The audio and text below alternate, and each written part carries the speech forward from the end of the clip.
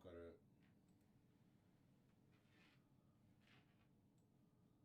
They've changed how they do it now, which is really annoying. Oh, really? But we should see very soon. Is it live so I can open it on my tablet? Yeah, that's what I'm trying to open everything up on the tablets and on the computer. I'll do the tablet because she's a fucking crocodile, man. Hey, you're swearing. Oh my god. She will bite you. She is a crocodile. I'm sorry. Should we just exit the? No. I don't know. Well, I don't know. Do I? I've never had someone like swear within the first few minutes. We should get rid of it and start again. Oh no! Don't do that. That's not it. I know. Can't get rid of it. I'm not going to get rid of it and start again just because you got potty mouth. I said fluff. But I don't even know. They've just given a minute. Yeah, it's not there. She will get you though. It is there, but we oh my goodness. Because Australia's like an hour behind. I'm sorry. Hi anybody if you're watching at me and my potty mouth. Good golly. Let's see if I can find it. Grooming. Is it the 19th today? Is that the day? It is. Hiya. Is the volume off? We're a bit out of practice. Shh. Okay. Open. Why is it not working? Can't click on it. I can't click on it. Try again.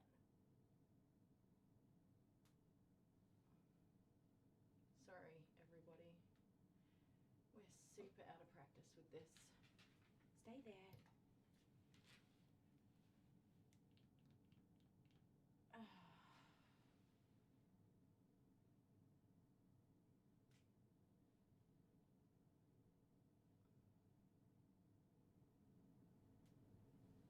I think I got it. Alex is here. Oh, the sound's really low. That's a Dale thing. Hopefully he's watching and can fix it up. Oh my goodness. Oh, it's hot in here. Okay, for anyone who doesn't know, this dog is a crocodile and she will, fluffy dog, bite you if you get too close to her. Hang on, I'm just going to put the air conditioner on. It's a bit hot in here. Alright, what time is it? This is Ellie. Isn't that Ellie Belly? Say hi, everybody.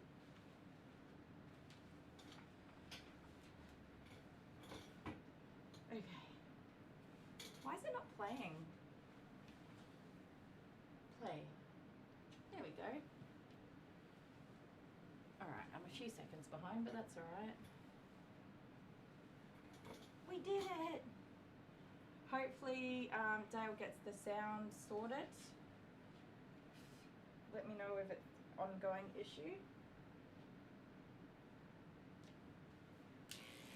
This is Ellie. Ellie's not a fun dog to groom, although I don't mind grooming her. I got the hang of it with this particular dog.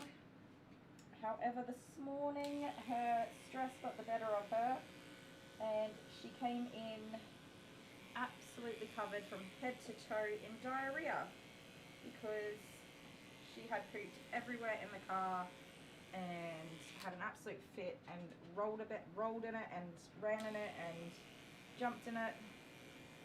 So she was covered from head to toe in diarrhea, which is not so lovely. Hey Amber, how you doing? And Debbie's here. Hi Debbie. She's a cutie. She is very cute. I mean, I've got a routine with her. I've been grooming her for 4 years. Hey, you don't really get the better of me anymore. She used to. You used to, not anymore. You know the drill. I know the drill. We know what has to get done. I've pretty much got all the easy... No. I've pretty much got all the easy stuff done. Now I'm trying to get all the hard stuff done. And my next dog's going to be here soon, so I do need to get a wriggle on. I had a bit of a funny start to my day because I had a nail trim And then instead of, well, I had a nail trim, and then this dog was late because diarrhea everywhere on a half an hour drive to get here. And then instead of making room for the nail trim, I just squeezed it in. So I finished the nail trim on time, but then these guys were 20 minutes late, so, or more. And then I had all the cleanup of the diarrhea to do. So now I'm just late. I don't know, what camera are we looking at? This one.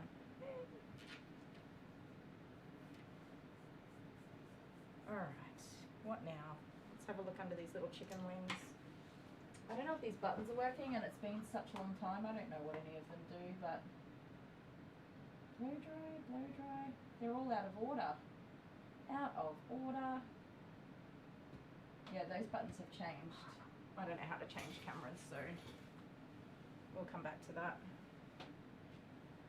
Okay, what I want to do is get, you're okay, under this arm here, so that when I put her in the hammock, I'm not missing all this matting under here. And she's not a big fan of it. It's okay. I know. Shh. Stop that. Oh, you're being a gremlin.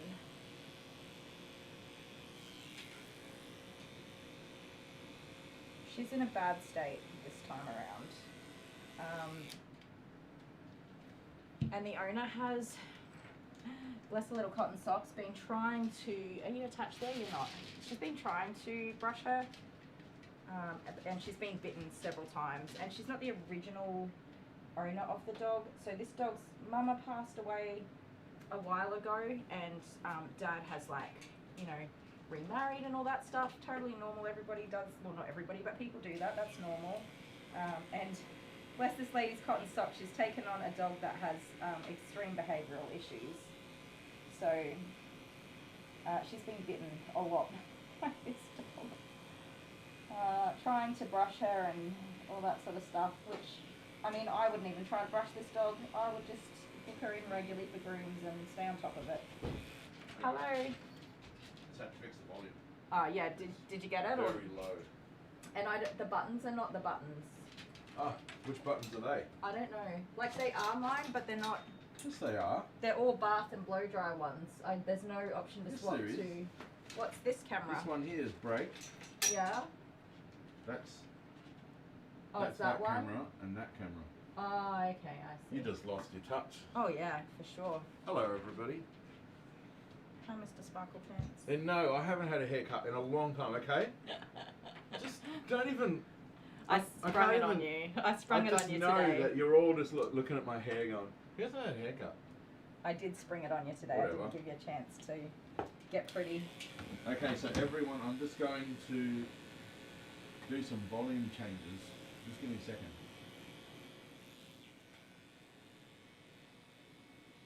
Hopefully it don't disconnect it. I'm really embarrassed. That's all. Yeah, honey.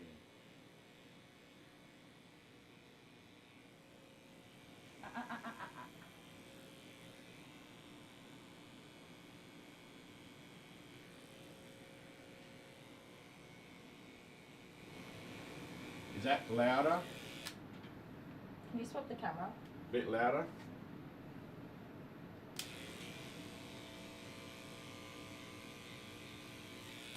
Can you tell me if that's a good volume level? I think it's great. It's just like touching the yellow. Wow, we've got a lot of people here. Do we? I accidentally put it on members only when I first... Oh. I've lost my touch too. But I had to install so much. I was going to say, stuff. the fact that it took nearly 2 hours to set up, we've both lost our touch. Do not bite me, young lady. If you're thinking of becoming a live streamer, don't. But do you want it a little bit louder or not? And also, you're talking quite loud in comparison to how I talk, so... Clifford's mum says, I was checking out your long, luxurious legs, Dale.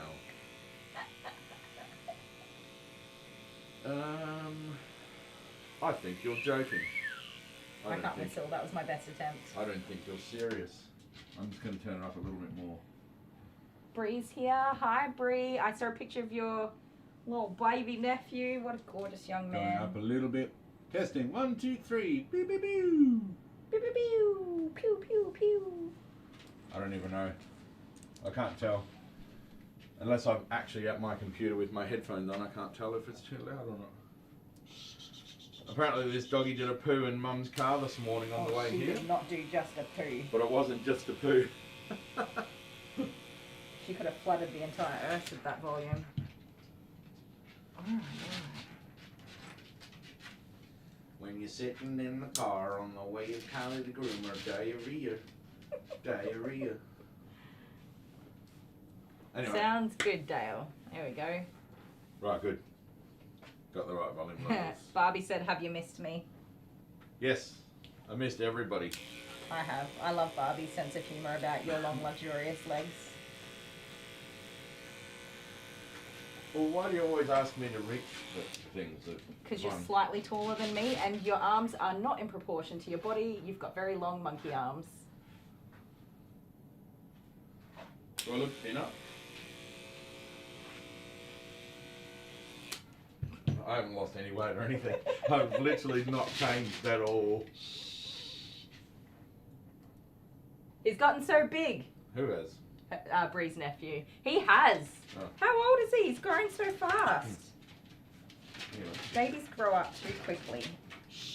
I'll leave you with it because you need the dog's attention. I do need the dog's attention. And she is a crocodile and she'll bite you. Love you. Thank you. This puppy's Ellie. Ellie, my little gremlin baby. She doesn't mean to be a mean girl. She just is. And she's in pretty bad shape today, I'm gonna say. She's using a 10 blade to kind of like, I don't know, knock off some of it at least. We're looking good. Come here. You can't see her little face because she's a crocodile. She hasn't really tried to bite me in a long time. But she knows the drill. And yeah, this is a lot of stuff on her. She's got a muzzle, she's got a cone, and then another cone. This cone's on because she can't, like she can see through this one, but she can't see through this one. So if she does try to bite me, it's just, you know, a stab in the dark versus hitting the target. If that makes sense.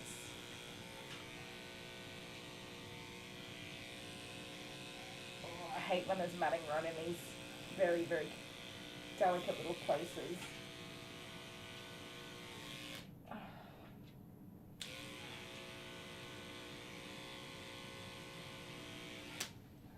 Oh, that's looking better than it was.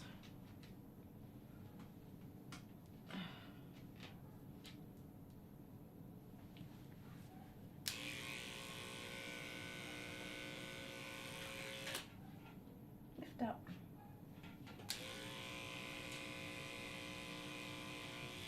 So when she can't see the target as such, she usually doesn't bite. And once I'm done, I've only put that extra cone on her while I'm doing her little leggies. Oh, Squirt. Hi, Lois. I hope you and Squirt are well. And hi, Squirt. It's been a while, hasn't it? Yeah, it has been a long while. I'd like to say I'm getting it together, but I'm not. But I'm doing my best. Damn. Bloody thing in the bin again. Alright. How long do we have? 15 minutes. Let's get these legs done. My next dog's going to be here very soon, guys, so I will put you on a break. A little ad break or what, you know, one of our little, I don't know what will play because I don't know if it's properly set up or not, but the stream will stop.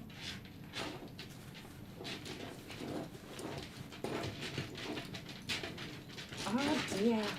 Come on. Oh. Hopefully our break videos are working. You're right.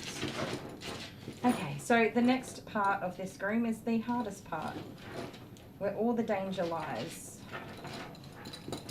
Touching this little crocodile's legs. So I will just say this dog is a known biter with a very known bite history of biting lots of people. So my equipment might seem like, you know, a bit dramatic, but I promise you it's not. And the dog's quite comfortable, by the way. There's nothing totally horrible happening to her. If she was uncomfortable, she'd be having diarrhea everywhere. I just scrubbed my floors first thing. The first thing I did was scrub the floor. And poor mum, like, she just didn't know what to do. She just carried the diarrhea-soaked dog in and was like, here, take it. And I was like, hell no. I'm not touching that dog. Like, I got to stay in these clothes all day. I've got to... Everything that gets, you know, contaminated needs to be cleaned and sanitized. And, no. So mum had to sit with her while I ran the bath so I could put her straight in the bath. I don't normally bath her first, because her matting is usually so severe, so I didn't have the bath ready to go or anything. Shh, you're okay. No, let's not do that. Hey Michaela, how you doing? Good to see you. I hope you're well. Yeah, I'm kind of streaming just, you know, whenever. I do have medical updates, and I know that can be tedious for some people, so if anyone is interested, I do have some medical updates, but I might get this doggy done first, and we'll get started on my next little pupperino before we get into all of that, if anybody wants to hear it.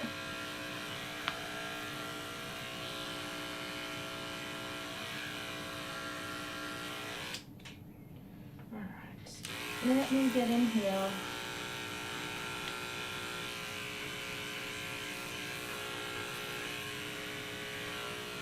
Good girl. No, it's okay. It's okay. You know, you just got to get it off. Come on. Don't be a crocodile.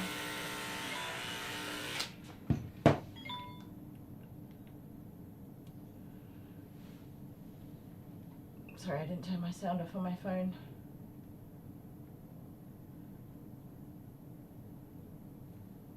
That's interesting. Somebody just, I'm just going to turn my sound off. Somebody just reaching out for, on Instagram for like brand deals and stuff. They're all scams. You're the perfect fit for our jewelry collection. How much jewelry do you see me wearing? Full? No, no, no. Let's not do that. Oh, goodness. I didn't even look at the camera, actually. You're falling out. Your rat bag. Get back in there. Oh. And I thought I was being dramatic, but it's you today. You got your toe beans stuck. Okay. Stay there. Sorry, guys. I didn't even look at where that camera was. All right. No, no, no thank you. You are fine. Everything is fine. Be a good girl and get your feet cut. No. You're going to have to get a little cone on your bum.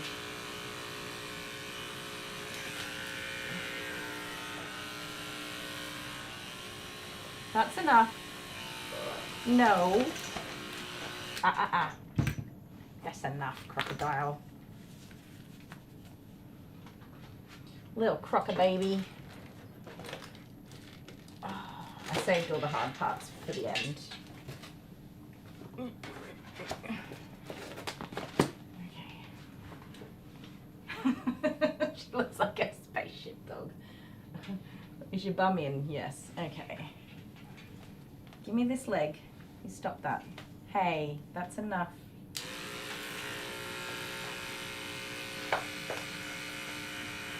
I can do it. If you hold still, I can be very careful. But if you don't hold still, I can't be very careful. Calm down. Just relax. Just relax. I know. I know.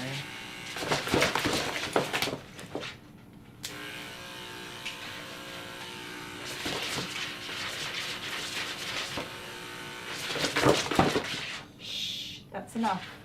That's enough.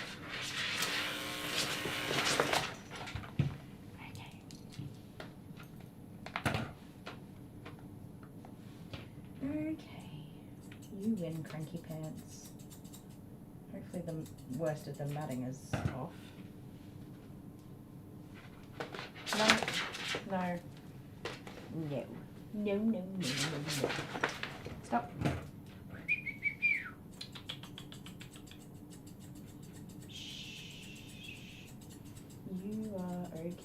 Everything is okay. Everything is awesome. Everything is cool when you're getting a groom. Everything is awesome. That's a big mat in your toes.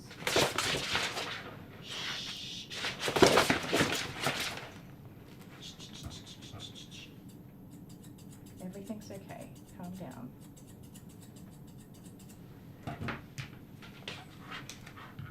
How many doggies am I doing today? I've got only a few, but I'm not going to stream all day. I've got a big old gap in my day from a cancellation. So I'm going to have some lunch today. Put down.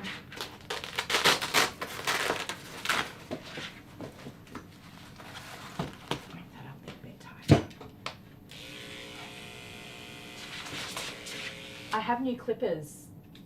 I ended up getting new ones, finally. They are the Wall brand KM Inspire. I don't know if you can see the name hidden under there.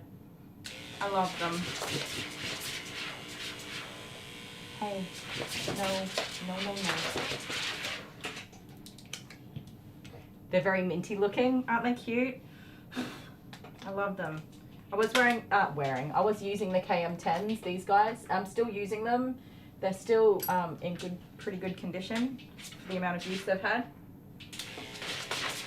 And I started off with all cordless clippers, but I think I'm a truly converted girly now. I'm going to stick with my corded clippers. I just think, okay, that's enough. That's enough. I'm being silly. I just think they last a lot longer. Stop. That's enough.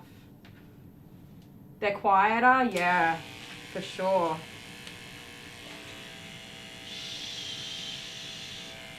Hush now, everything's okay, everything's okay. I got you, you are alright. I'm looking after you and you know you're gonna feel better when I'm done.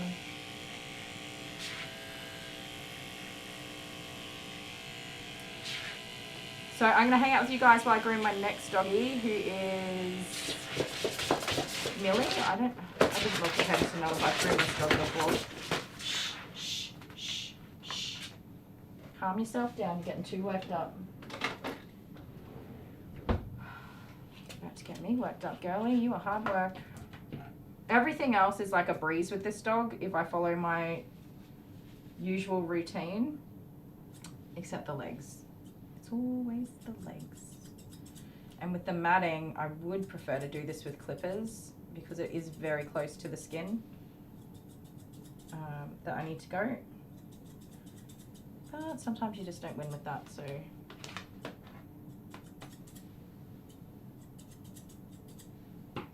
So here we are, scissoring away, hoping for the best.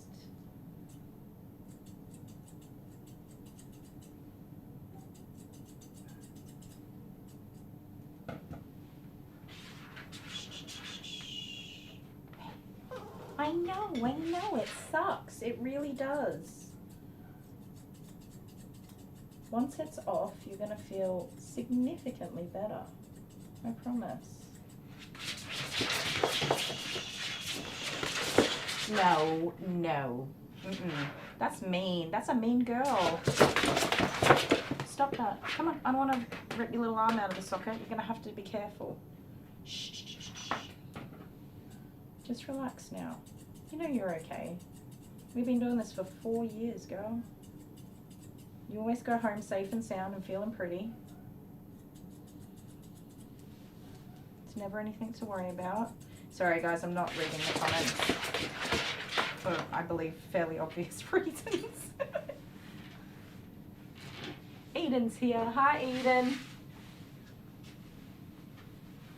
Oh no, you got a Yorkie poo that's worse, and it's a poodle cross. Good golly. Yeah, good luck. That makes it really hard, doesn't it? Well, if you need any tips, these are mine.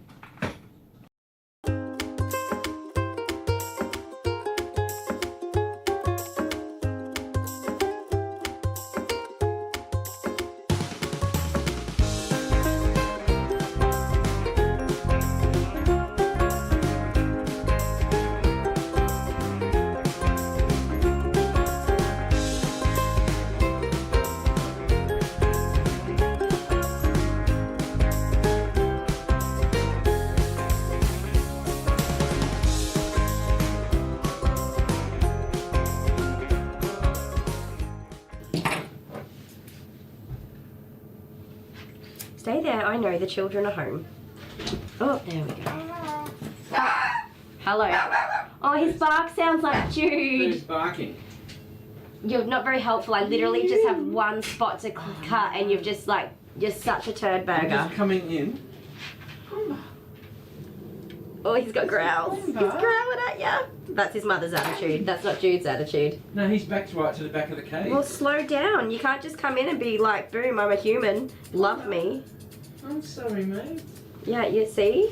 He doesn't, Now he's he gonna doesn't get. like me? Now he's gonna get crumpy with me when I got to get him out of there.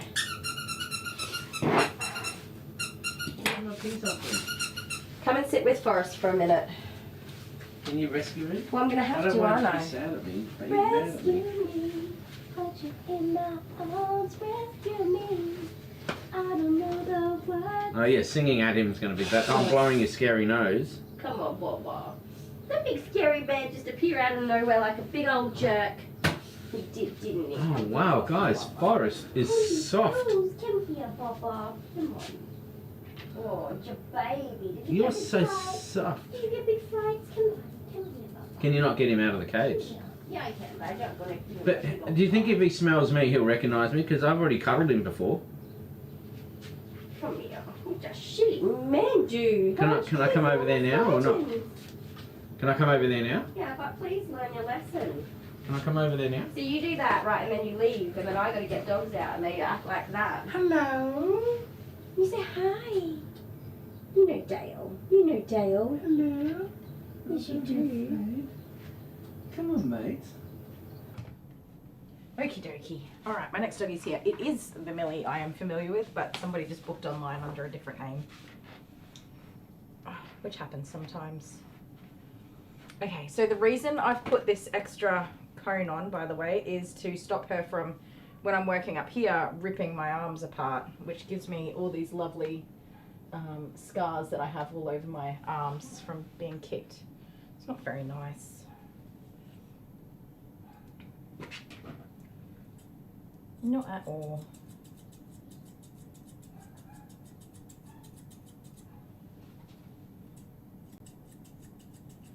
Millie the Border Collie, who always sheds way more than you could ever think possible. She looks like she's got a really thin coat, but I don't know where her undercoat comes from, but there's always a lot of it. It's very impressive. I know my D-sheds are quite boring, so apologies for that.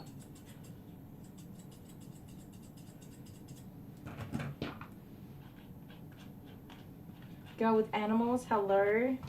Sorry if I haven't said hello to everybody. I know I definitely know I haven't.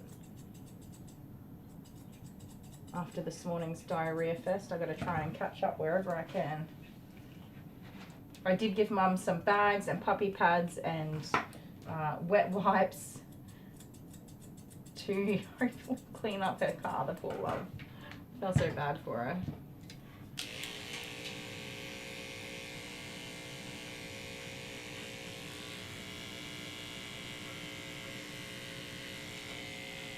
Me, I just put her straight into the bath, and but she was in my sort of front area, which is only a very small area, running around everywhere, so I had to scrub the floors out there and disinfect and sanitize it all.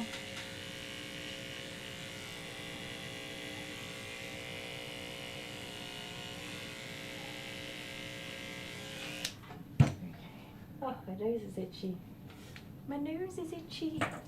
Thank you so much to our members, by the way, who have stuck with me, even while I haven't been live streaming this past few months. I really do appreciate all of you.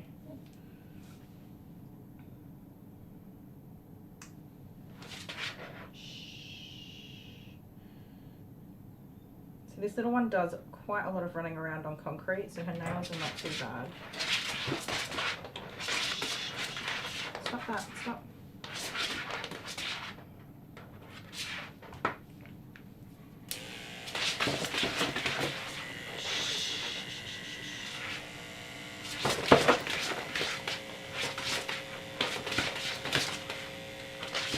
Ellie.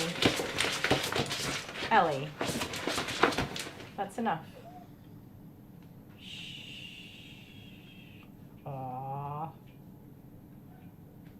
yes, you guys want to hear my medical updates?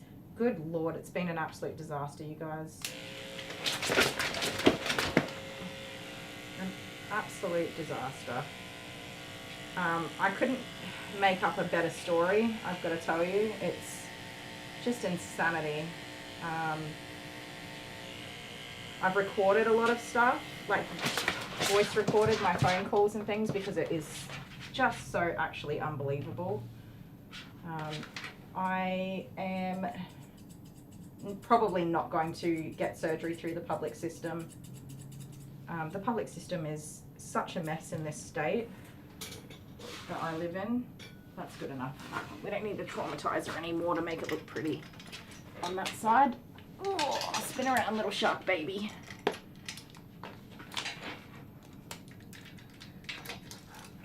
There we go. Is that all right for you guys? The local hospital here have been absolutely no help at all. And they're not going to do my surgery because it is just too complicated and risky. And they don't have the right equipment, they don't have the right surgeons. All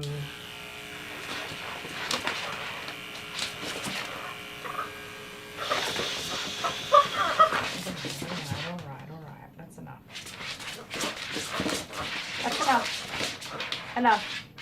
Hey, that's enough. Stop. And put that down too. You keep scratching me with it. They don't have the right anything to be able to do the surgery for me, which is fine. And I'm glad that they've said that.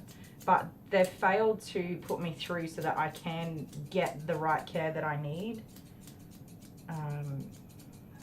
They also failed to give me my information so I could try myself. And since I made a complaint, they refuse to see me now because I made a complaint. So now I just am in the position of having no doctor at all for my gynecology and urology issues. Just no doctor because they won't see me because I made a complaint, which is horrible. You can't treat people like that. And it is a public health system, and I'm a taxpayer and I'm a citizen. So I have the right to access that system. I can't be denied. I haven't been abusive or, horrible to anybody or done anything that would make it so that I can't be seen by people. The only thing that I did do is make a complaint. And I didn't even make an official formal complaint. I complained on a Facebook post, so that's even more ridiculous. I've spoken to all kinds of bigwig people that are supposed to be at the top of everything, and they're awful. They're awful people. They refer to me as the consumer.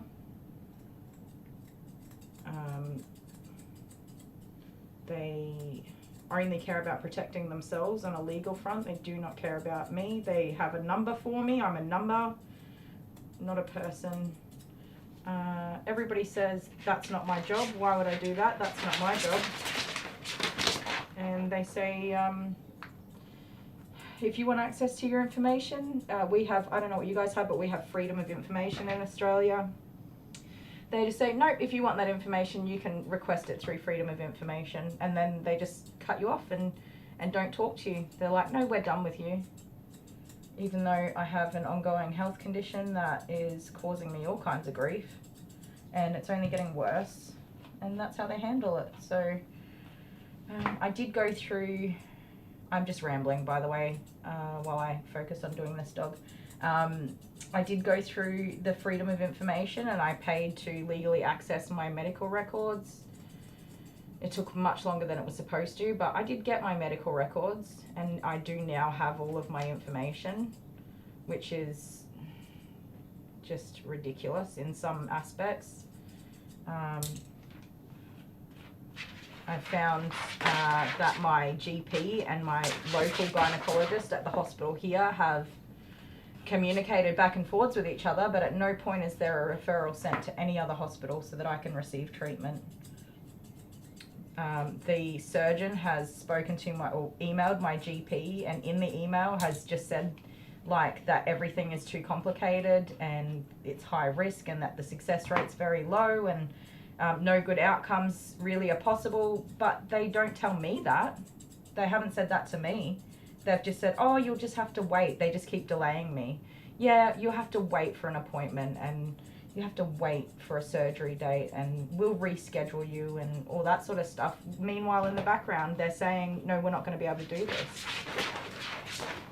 So they're negligent in the fact that they're denying me medical care, and they're not being honest with me and telling me what my situation is. They just, I don't know, and I don't know why they've done that. It makes no sense to me, but now I have evidence of all of that. It's all there, that they're completely aware of my situation. They've got my MRIs, ultrasounds, CAT scans, blood tests, a record of every emergency room visit that I've had to have, the urologist urodynamic reports. They have everything there, and they just go, yeah, we'll get to you, which has been incredibly frustrating in ways I can't even put into words. Shh, you're okay, honey pie. You are absolutely okay. So I got my record. I put together an 18-page fax, and I faxed it to the larger city hospital that I was supposed to be referred to, that I was told I'd been referred to on numerous occasions by the director of midwifery and nursing in my region, the very tippy top as far as I can go, making a complaint at a local level or an area level. It's not even local, it's a large area that person looks after. What was I saying? I lost my train of thought. I forgot what I was saying. Anyway, yeah, I mean, it's just been a nightmare. So they're not going to help me. What was I saying? Oh yeah, she told me, that lady, she told me that she had personally sent the referral, despite the fact that it was not her job to do that, and still not received by anybody.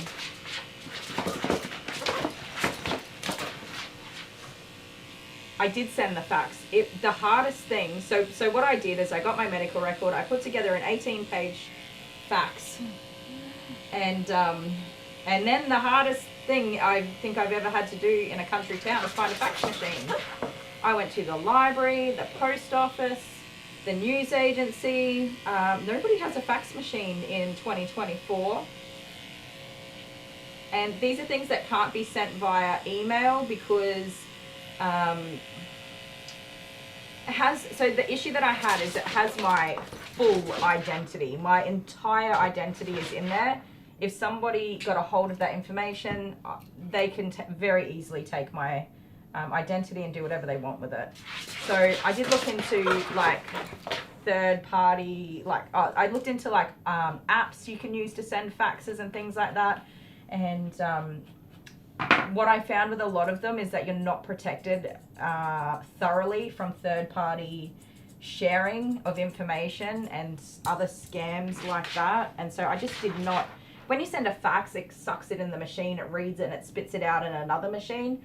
And there's not really any way to steal that information on the journey. So, well, to the best of my knowledge anyway, which is why the hospitals still use that system. It's incredibly safe. Everything's, you know, protected and whatever.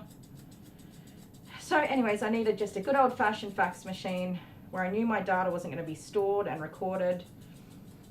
And that was really hard to find a fax machine.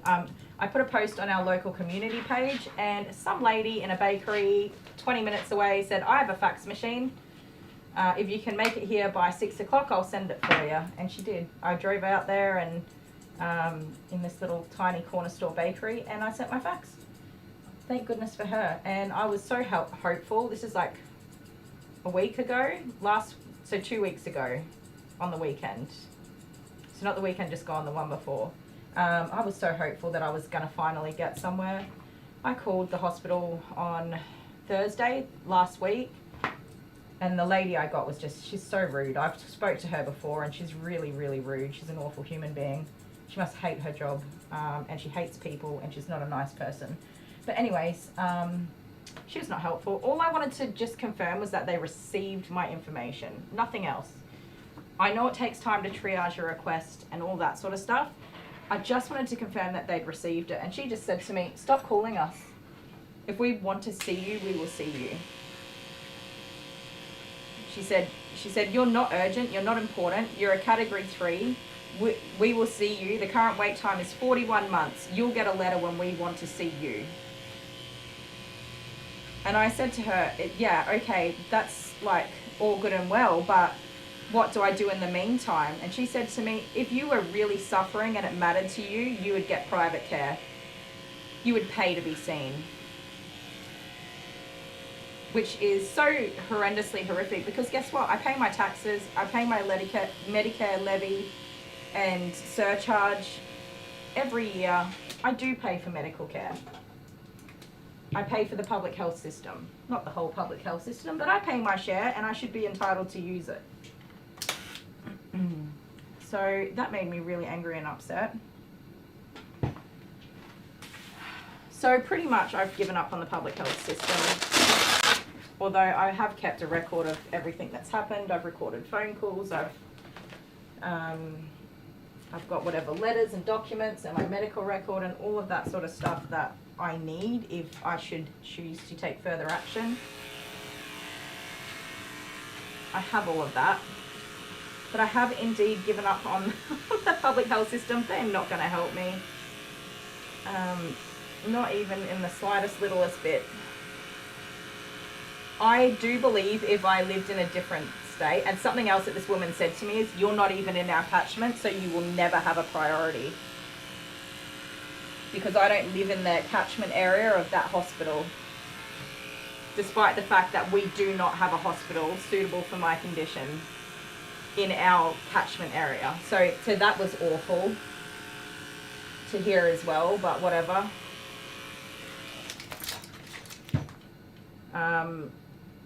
So yeah, given up on them. I have I have private health insurance, but as you guys know or might remember, I had to wait 12 months to make any claim for a pre-existing condition, and all of my stuff is pre-existing, so there was never any point in taking the risk of going ahead prior to that 12 months, because I'd just end up with a whole bunch of medical bills I couldn't afford to pay, and I would be in a great big pickle with it. So I do have to wait the 12 months. My 12-month waiting period is over on the 7th of December, which I'm very excited about.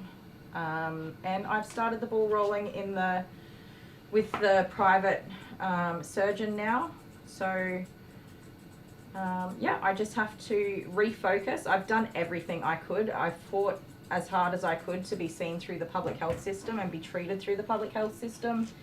And the reason is for financial reasons. I'm not a wealthy person, and private healthcare is not something that I can readily get access to. It is a huge financial burden for me to pay for health insurance every week.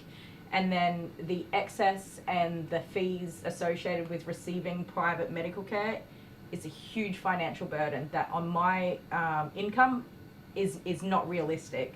It is not realistic for me to be in the position where I'm forced into using private healthcare. But I don't have a choice, because I can't keep sort of living the way that I'm living. I'm really struggling with it. I'm struggling with pain and other issues that just, I can't keep doing it. I've been doing it for years. Calm down. Years and years and years, and I can't do it anymore. Oh, shh. Put your bum back in, thank you. Really, really just can't keep doing it anymore. So, I'm glad I set up the private health insurance when I did. I did fight my best fight to still use or utilize the public health system. It didn't come together, and I didn't win that battle. So yeah, that's just bad luck, I guess. Did we do this already? We did. Just a bit of bad luck in that regard. It's not going to happen. So moving forward, And this is why I'm streaming today too, because I'm feeling like I really don't have myself together on a mental health level, but I've got a new direction, and one of the hardest things for me is I didn't know where I was going, and I felt overwhelmed with that fighting for my life kind of feeling, and fighting to be heard and seen and to matter. Really, really messed with my mental health. You guys might know or remember, I do have depression. I've lived with depression since I was about 14 years old. And I manage myself really, really well, and I cope really well with, you know, my everyday life stuff. I've done a lot of work to be in that position, but this just threw me over the edge. Having that surgery cancelled for a second time, and not having any direction and not having any answers and being left just nowhere, and feeling so helpless, insignificant, and just not important to anybody. My family, yes, I've always been important to my family, but to the healthcare system that's supposed to be there to look after me, I felt really betrayed by all of that, and like I'd just been completely failed, and that did just really mess with my mental health for sure. So now that I have a new direction, I want to get back into some of my streaming and work on getting back to where I was with my mental health and all that sort of stuff. So I have been working. I've had this 6 weeks that I had booked off, I did really struggle to fill those spots, because it was in the middle of winter and not as many people get their dogs groomed at that time of year where I live. So the hardest part is all of the money that I worked extremely hard to save has pretty much been spent on surviving that 6 weeks without employment, which just, it really sucked. So I'm at the beginning again of needing to work all those hours again and save up all of that money again. But yeah, that's just the way it goes. Saddest looking dog. She's so sad. She is so sad. We're nearly done here. And I will say this dog was previously sedated for grooming. She's been sedated for grooming for years before I came along. And although she is very, very sad, the effects of being sad for a groom versus the effects of having to undergo regular sedation every 12 weeks, I'd rather her look a little sad on my table than have years and years and years of regular sedation while she's coping. And she is coping. She's not urinated or had diarrhea. She hasn't really tried to bite so much. We have a routine. She knows the routine, and although she hates it and is very anxious and uncomfortable, she tolerates everything, and comes out on the other side okay, don't you? You do, you do. And she'll give me a big cuddle at the end. She doesn't completely hate me, thank goodness. Thank goodness. Where's my buttons gone? I covered them up. Hang on 1 second.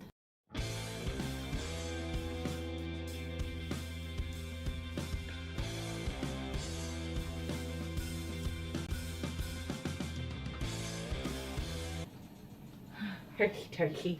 She is done.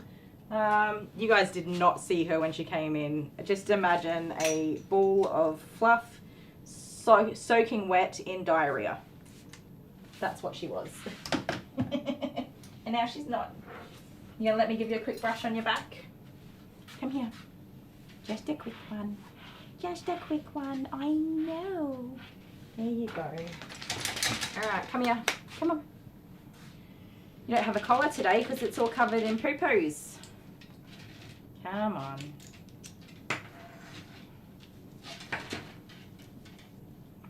You got a little scruff there. Let me get that off real quick.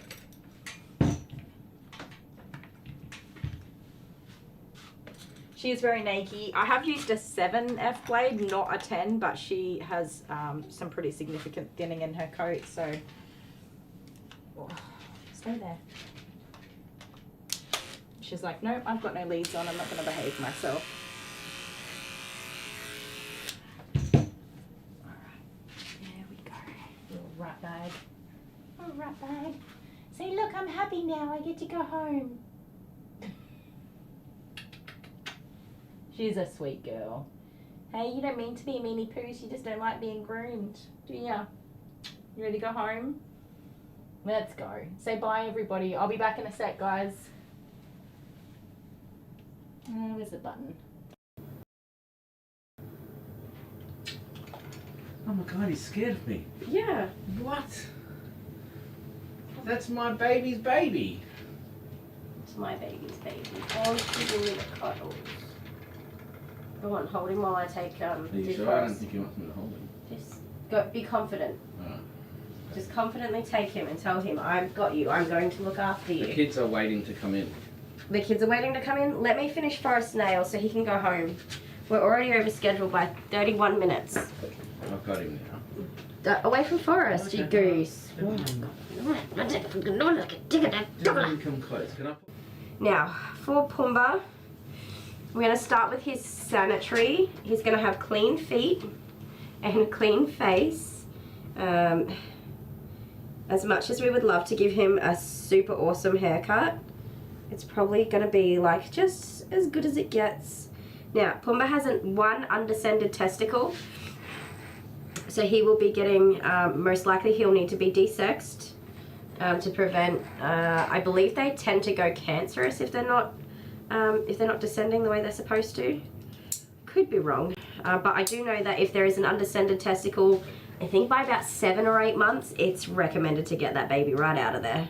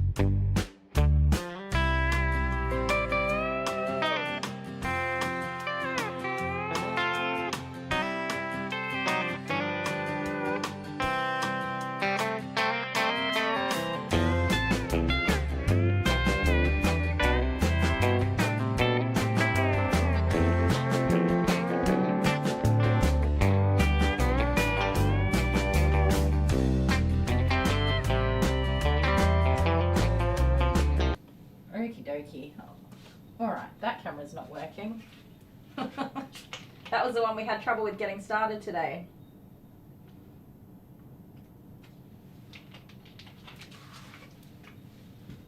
I'll just see if I can get it going again real quick.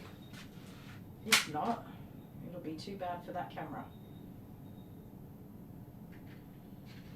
Poor Dale had a heck of a time getting this started today. There we go. There we go. Alright. Let's get ready for our next doggy dog.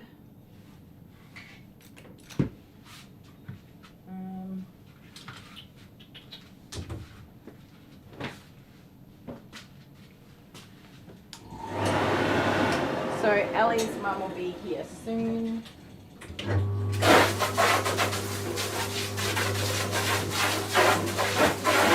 Now, I did have to run bleach through all of this bath.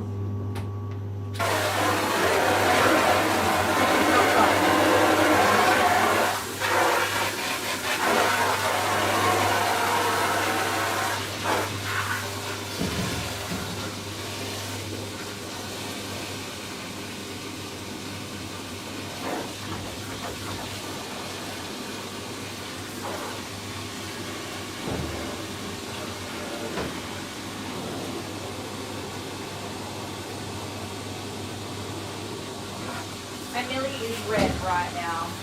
She's very red.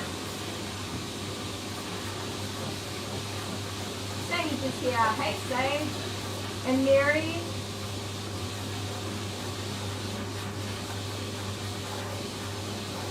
Oh, you've had a rough time. I'm so sorry to hear that.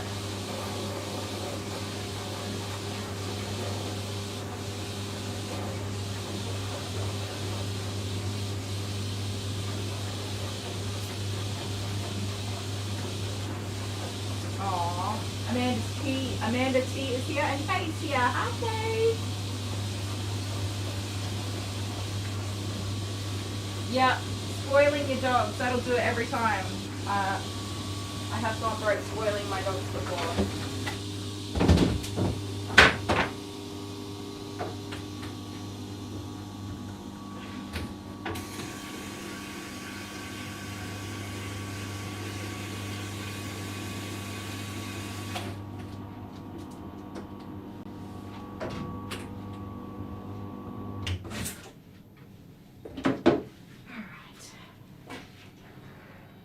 We're on bath cam. Dale's helping me out. Thanks, babe. So moving forward now, I'm going to get Millie, our border collie, who is red instead of white.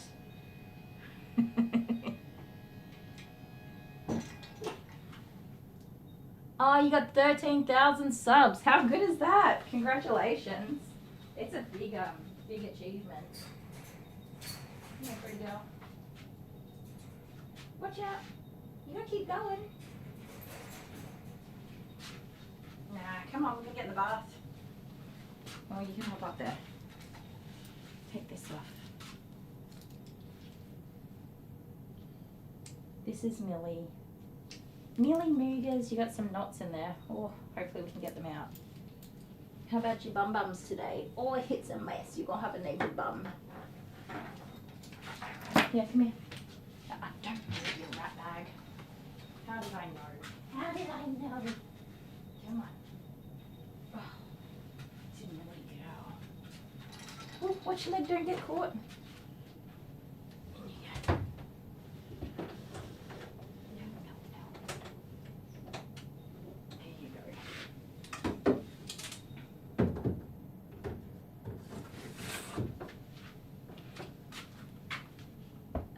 That one? Looks good to me. Dale, if you are watching, you've got stuff open and I can't see the chat over here, but that's okay. Yeah, we're going to have a bath today, shall we?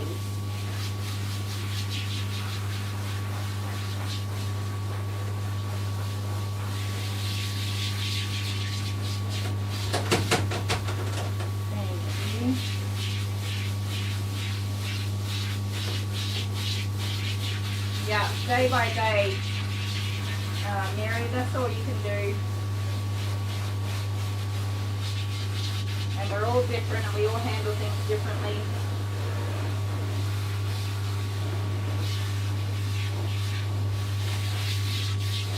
You're such a tiny little girl.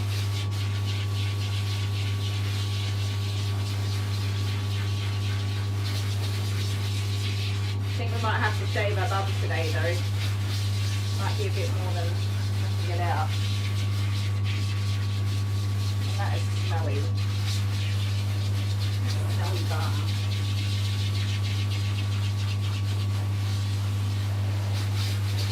So moving forward, my plan with my healthcare, and I do apologise, I have not really been reading the comments all that much. Because I don't want to end up too far behind today. So I spoke with a whole bunch of people. I have an appointment on the 26th of September to go and see the private urogynecologist who did my urodynamics study. And that appointment will be to get everything ready to go ahead with surgery. Because I'm going privately, I will have more options for what is done in that surgery and how the surgery is done. And because he is a urologist, specialty.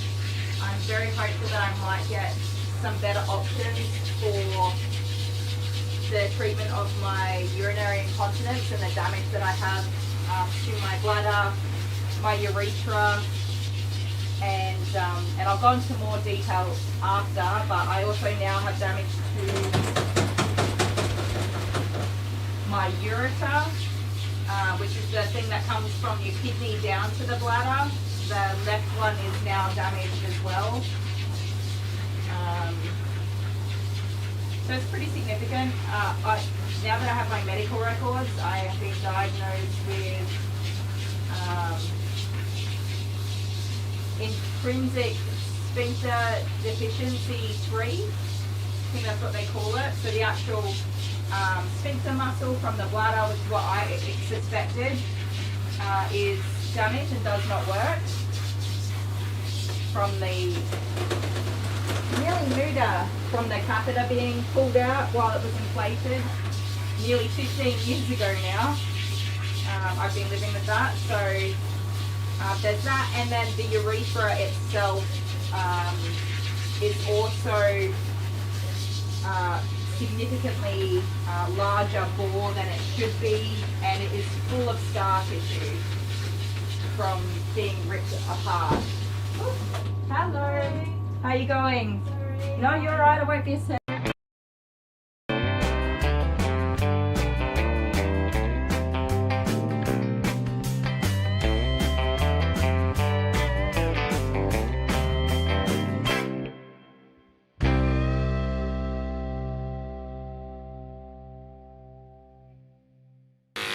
What a good boy, Pumba. Little Pumby Wumby. So we did take our time with everything else. This actual part of the grooming is not going to take very long at all. And by the time I get to his face tidying, he should be asleep if I'm lucky. You drink better than your mother did on her first groom. She was a terror.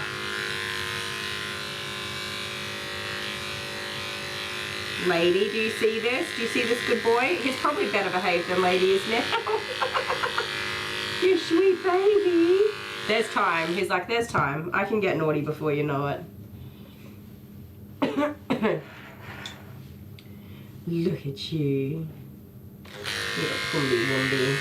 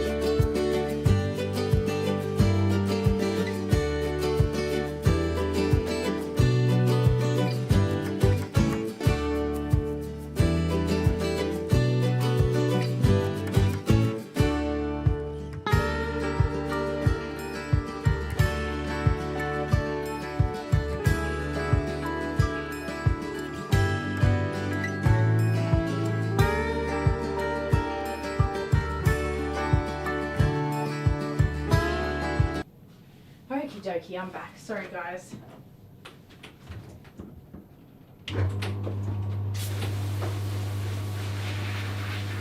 Do we have like, so Barbie, we do have means to escalate a complaint, which I'm definitely going to do, but I can't focus on it right now because it takes up a lot of my mental load and mental space that I have available, which is often limited. I have limited, capacity? Limited mental capacity to handle things that are very stressful. So I'm going to focus on getting myself fixed up first, and then I'm going to, and I'll have all the details and exactly what's happening all up inside there. And then I'm going to, the cognitive capacity, then I'm going to definitely be moving on with a pretty hefty complaint that I will escalate as far as I possibly can, because the public health system operating the way that it is an absolute disgrace. It's been almost a year since the MRI that recommended a polyp that is suspicious be biopsied and endometrial thickening be biopsied, and it has not been biopsied. They have done nothing. My risk factors are high. I have a family history of cervical, uterine, and ovarian cancer. I have a strong family history on my mother's side. So it's been very stressful for me I spend a lot of my time thinking very negatively about all of that. The not knowing, it takes up a lot of my brain space. So yeah, I'm going to focus on getting fixed up, and then I'm definitely going to escalate my complaint from there. So having received my medical records, yeah, I know I have the type of urinary incontinence that I have is not easily fixed. The surgeon here booked me in for a TBTO, which is a tension-free tape that lifts up the neck of the bladder to try and cut it off, basically. And in his notes, he's written that, you know, I've got less than a 60% chance of success with that procedure, and that it could in fact aggravate things and make it worse, and that he doesn't recommend that procedure for me, but that's the procedure he booked me in for twice. Can't make any sense of that, but okay.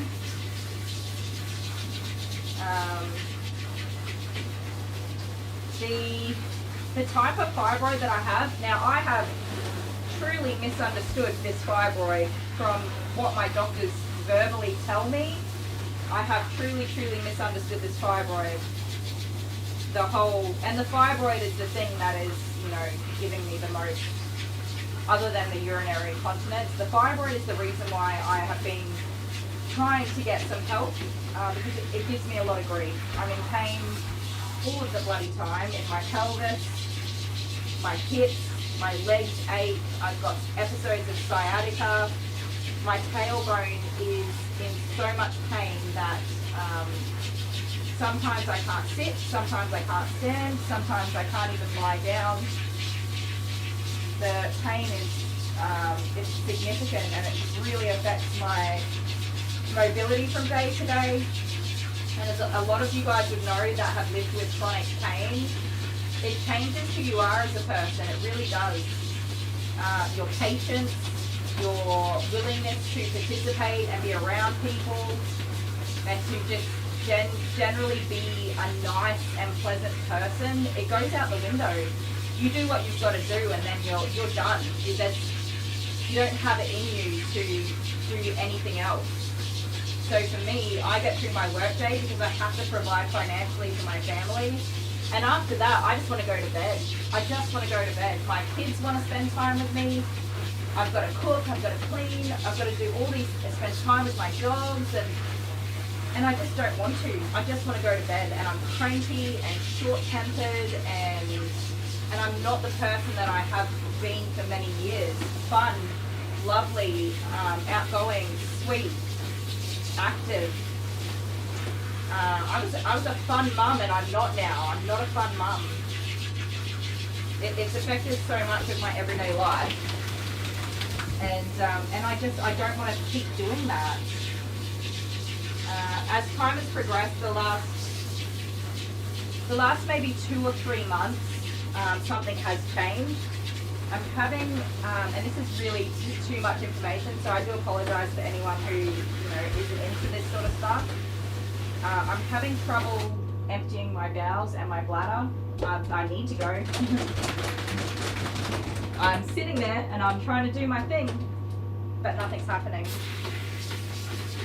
I'm having a lot of trouble with toileting at the moment, which is really difficult and painful and uncomfortable when your tummy is under pressure in all kinds of ways, and you can't do anything about it. I don't really know exactly what's happening there, but I feel like somewhere in the system I'm getting cut off or blocked off, and I gotta just wait, work it out, try something different, come back in an hour and see if I can have another crack at it and things like that. It's really unpleasant. But yeah, so I did seriously misunderstand the fibroid that I have. It is, girl, stop that. I'm just gonna put some extra D-shirt shampoo back here to see if we can't have at least a shot at getting this sorted out without having to shave it all off. Yeah, so the type of fibroid I have, it is not inside of my uterus as I thought. I thought it was all tucked up inside of my uterus. It's not. It's outside my uterus. It's called a broad ligament fibroid. It is 5 centimeters in size, so it's classed as the early stages of a medium-sized fibroid. It's not a small one. And so it's kind of starts in the ligament that supports, the broad ligament that supports your uterus, all of your arteries and things on the left side of your body, because mine's on the left, supports my ureter, travels down through there from my kidney to my bladder, keeps my bladder in place, and all sorts of other things are all involved in there. It's very vascular. There's a lot going on in that particular ligament. It's not the round ligament, it's a broad ligament. It's this great big ligament that holds everything together, basically. And then that's where I decided to grow a fibroid, like a bloody idiot.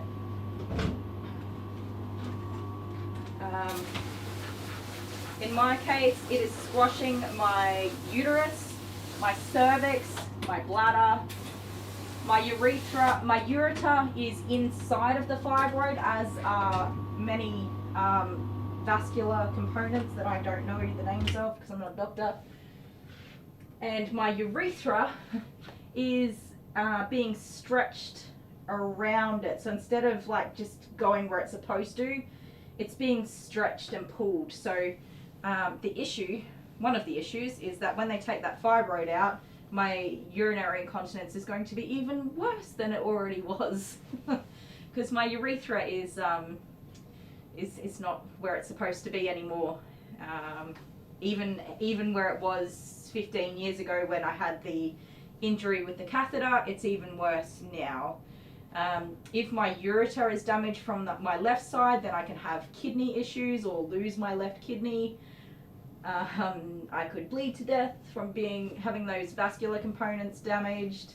My bladder could be useless altogether and I could end up with no bladder. Yeah, it's pretty crappy, to say the least. It's all bad, pretty much. It's all bad. And then whatever's going on inside my uterus. Inside my uterus, I have a thickened endometrium, an ill-defined polyp that's difficult to exclude for cancer.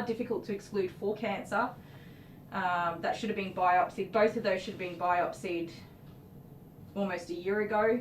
And I've got other cysts and fibroids inside the uterus that are smaller, much smaller, but that is not endometriosis, adenomyosis, and I obviously have some kind of fibroid type issue because I've got fibroids in my breast, I have fibroids in my uterus, and now I've got fibroids outside of my uterus. I just grow fibroids really well.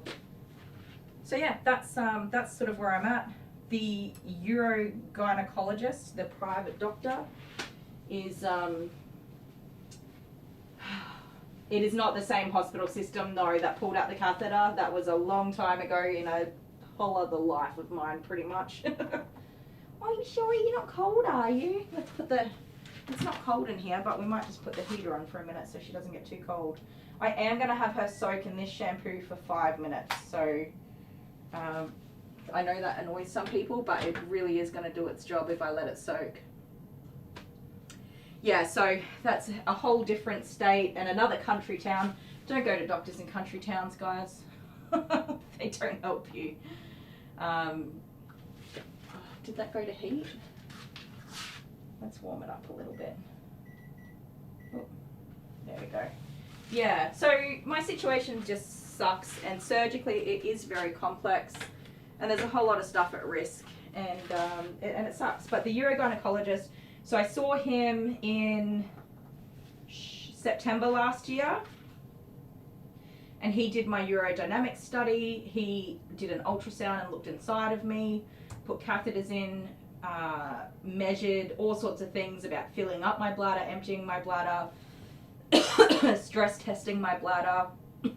He watched under ultrasound while I coughed and things like that to see how severe the leak is. It's severe. My urinary incontinence is severe. But he's aware of everything that's inside of there, and I did send my other reports to him, my MRI, CT, and ultrasounds as well, so he could see everything, and he's happy to go ahead and see me for, so here's the thing, the financial side of things is where I'm really going to struggle. So I have said to him that financially, you know, I need to move forwards in a way that is going to be as cheap as possible. I didn't look at the clock. For me, because I can't really afford to even have surgery privately. So yeah, that sucks.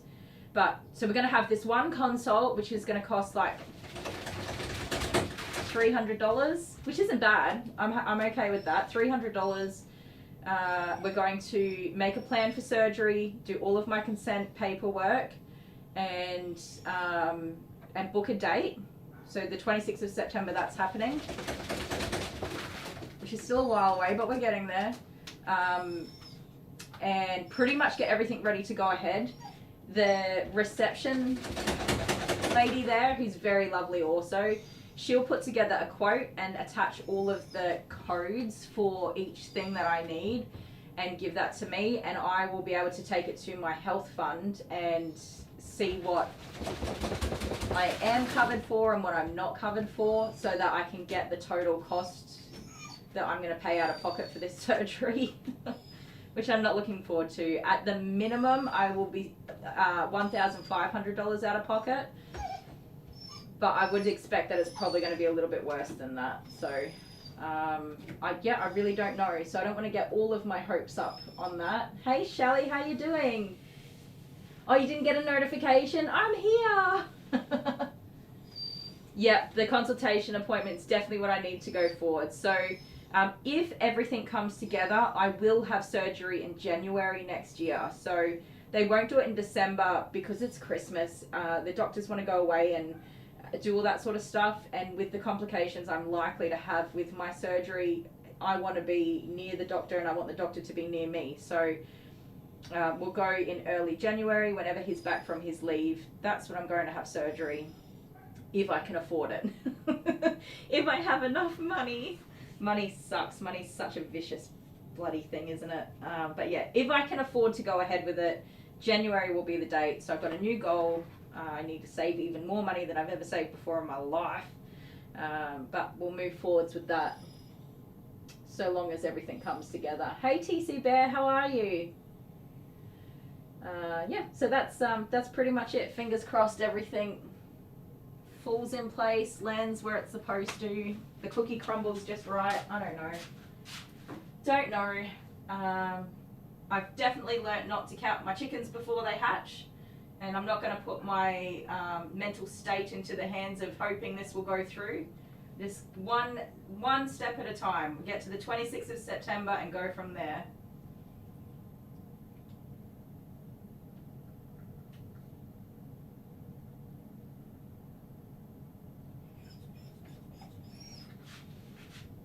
You're right, Pumpkin. I'm getting your towel ready.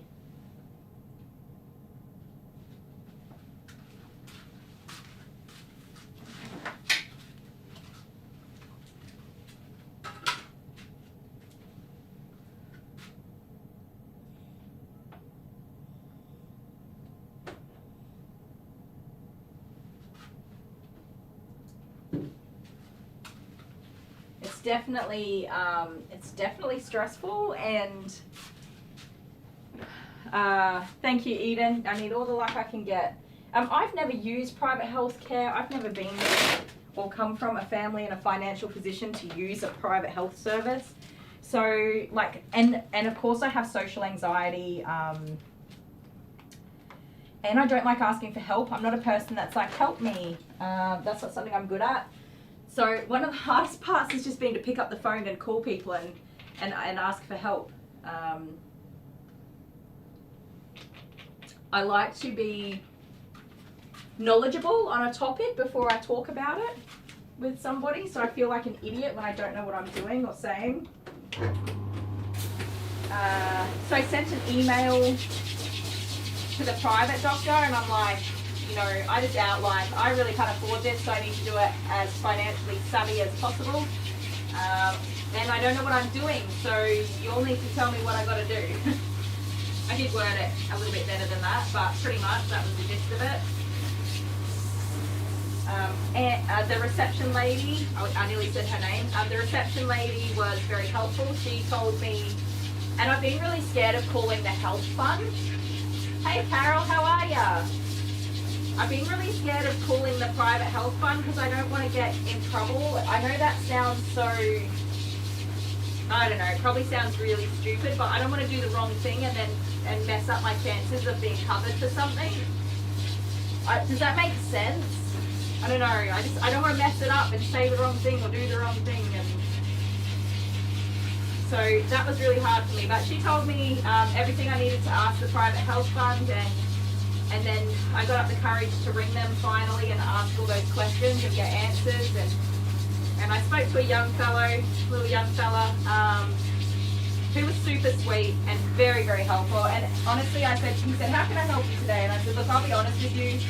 I don't know what I'm doing, and I've got these questions that I'm going to ask you, and if you have any more information that can help me, you know, I really appreciate it.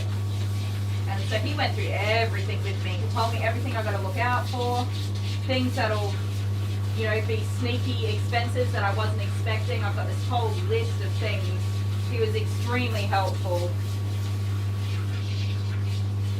which I really, really appreciated. He emailed me all of these leaflets with more information and all that jazz. So then I got to call back the receptionist lady from the private gynecologist, and it turns out like I'm covered to use that doctor. I'm covered to go to the hospitals that he works at, where he performs surgery. I can use those hospitals and have coverage there. Now your hair's coming out, see? So that's a good start. And also,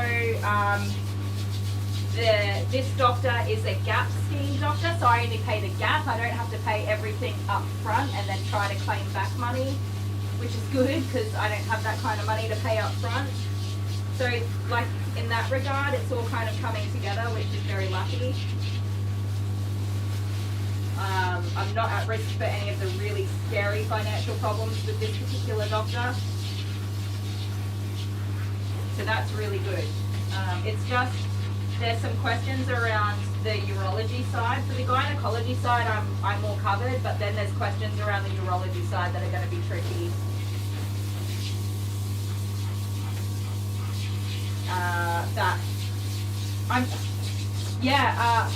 Home sewn. I'm mostly scared of the financial implications of accidentally agreeing to an expense that I can't afford and that's going to put financial strain on my family.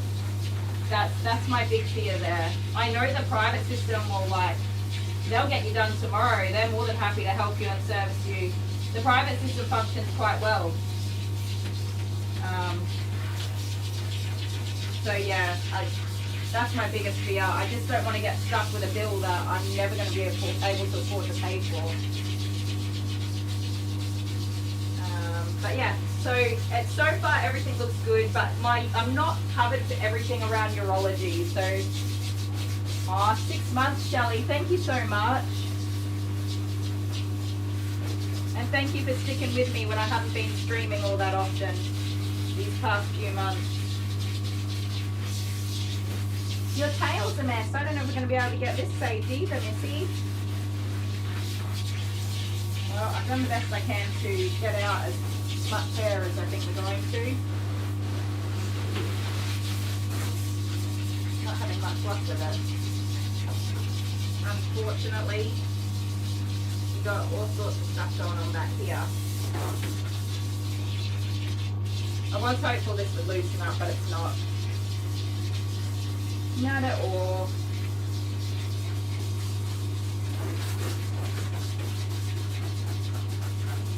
So yes, that's kind of like the short version of where I'm at. Excuse me, these leggies have to be washed too. Just gotta hang in there, attempt to have some level of patience, which, as you know, I don't have any patience at all. And see what happens. So hopefully by October I'll have just at least an idea of whether or not I can go ahead. And then I need to, well, I am already trying to save as much as I can. I don't know how I'm going to manage that. I'm severely burnt out at the moment as well from, you know, the stress of everything. You guys know I work long hours, right?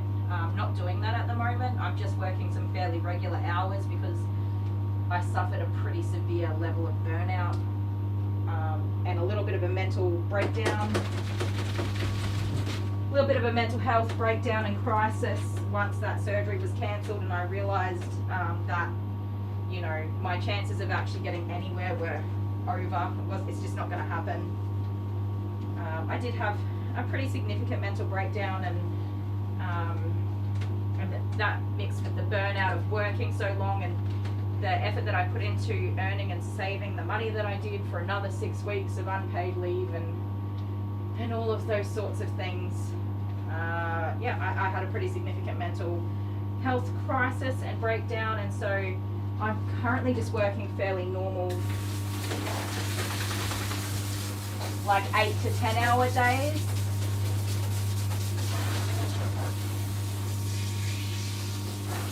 Yeah, it is complex, and it's just been so bloody overwhelming for me. And you know, maybe other people handle this kind of stuff better. I just have not handled it well after all this time. So the unfortunate part is I'm going to have to work all of those long hours again because I scheduled 6 weeks off for the surgery that was once again cancelled days before surgery. You know, I went without income, so I had to use that money to pay my bills and live, buy food, which is what it was for, except I was supposed to be recovering from surgery. This time I was not. Instead, I was having a complete mental breakdown and losing my banana peels.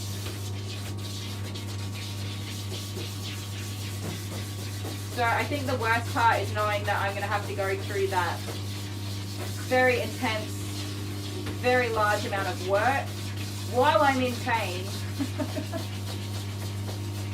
to try to cover the costs of doing this for a third time. This will be my third time going through this. And yeah, it's terrifying to think that for any reason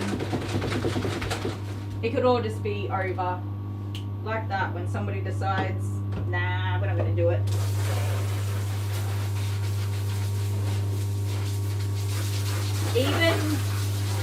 Even to get to the point where I could like pull myself up again and do this, go through this process again has been really hard. And maybe I sound like a baby, but I'm quite open about my mental health. And yeah, this one has been an absolute doozy. Alright, girlie.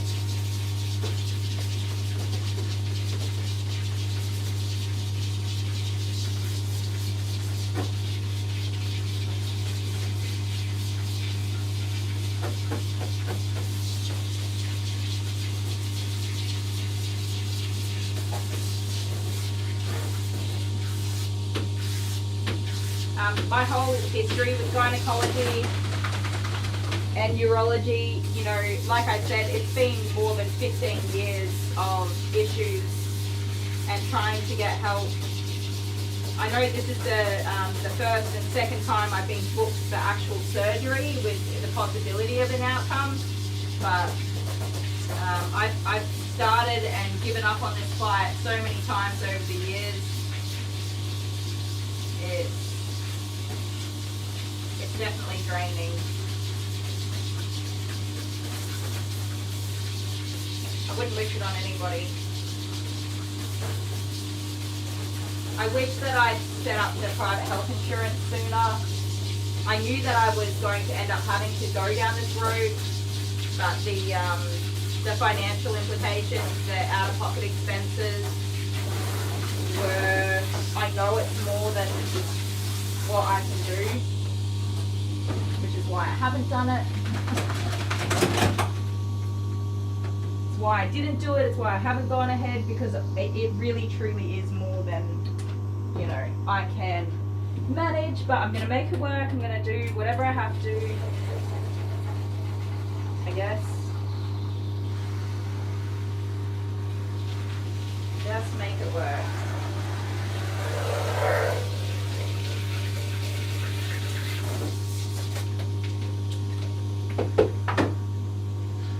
Don't really have a choice. Jeez Louise, can you just keep it like on for a minute? This is just conditioner, guys. Try and loosen up whatever else I can. Can you scooch that way?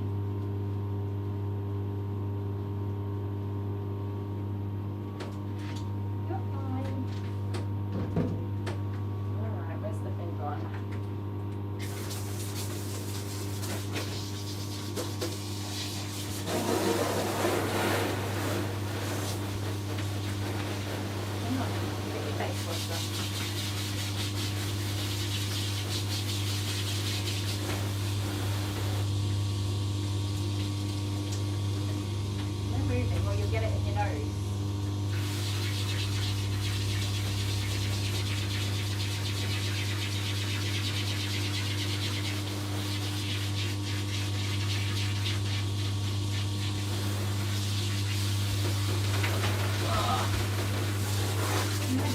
Sopping bloody wet. Aww, thank you for all the hearts. Are we doing an emoji bomb? I don't know. Does that still work?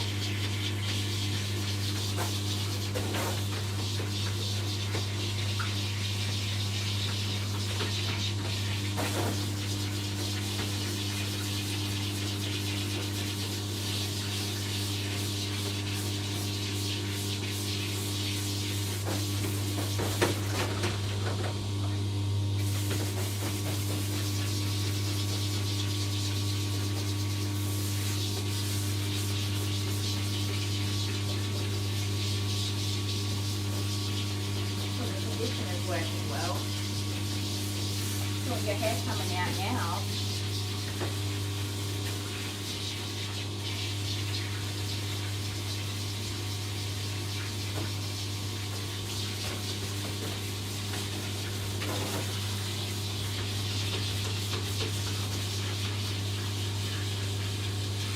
Got that under here.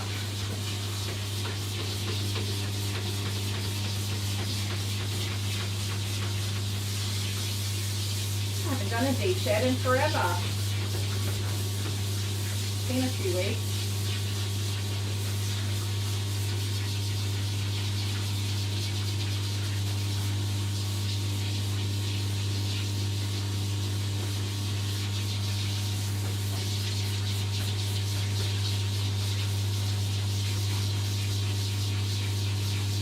One day at a time, absolutely. That's going to be my goal. Just keep moving forward and just trust that everything's going to come together sooner or later.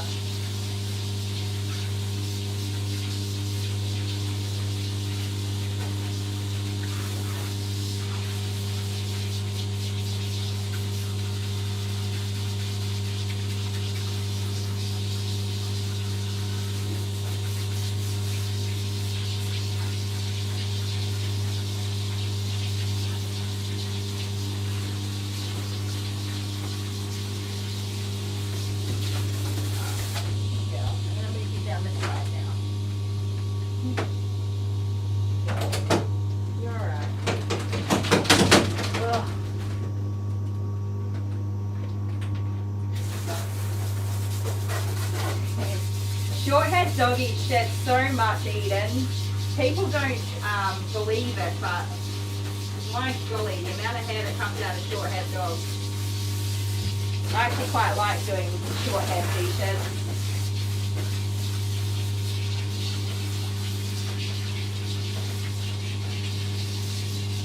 It hasn't been that long since I've seen Millie, but she has, I assume it would be an improper coat. She does not have the typical coat. There seems to be something wrong with it. She doesn't have a proper undercoat and top coat. It's kind of like, it's a mess. So, yeah. She's never been fully shaved or anything like that. She does not have a normal coat cut.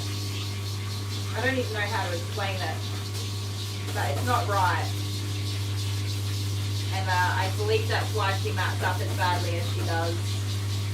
The last groom, she wasn't in very bad condition. She was pretty good, so I was able to brush out all of this. So now it's pretty long and it's badly matted again, so that sucks.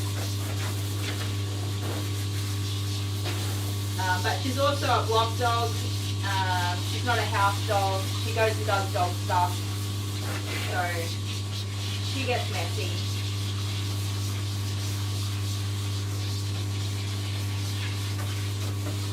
And although she's being very well behaved for me now, we didn't start this way, did we, Millie? No. When I first started grooming her, it was muzzles and leads and trying to manage very aggressive, reactive behavior. She's not an aggressive dog. She's reactive to things that she's scared of. She's quite anxious and quite fearful of new things, so we overcome all of that, didn't we, Missy?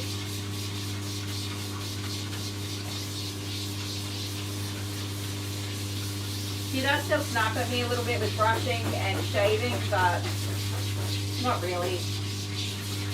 I could put a muzzle on her to do her bum if I needed to, but we'll see how we go. She's a good girl.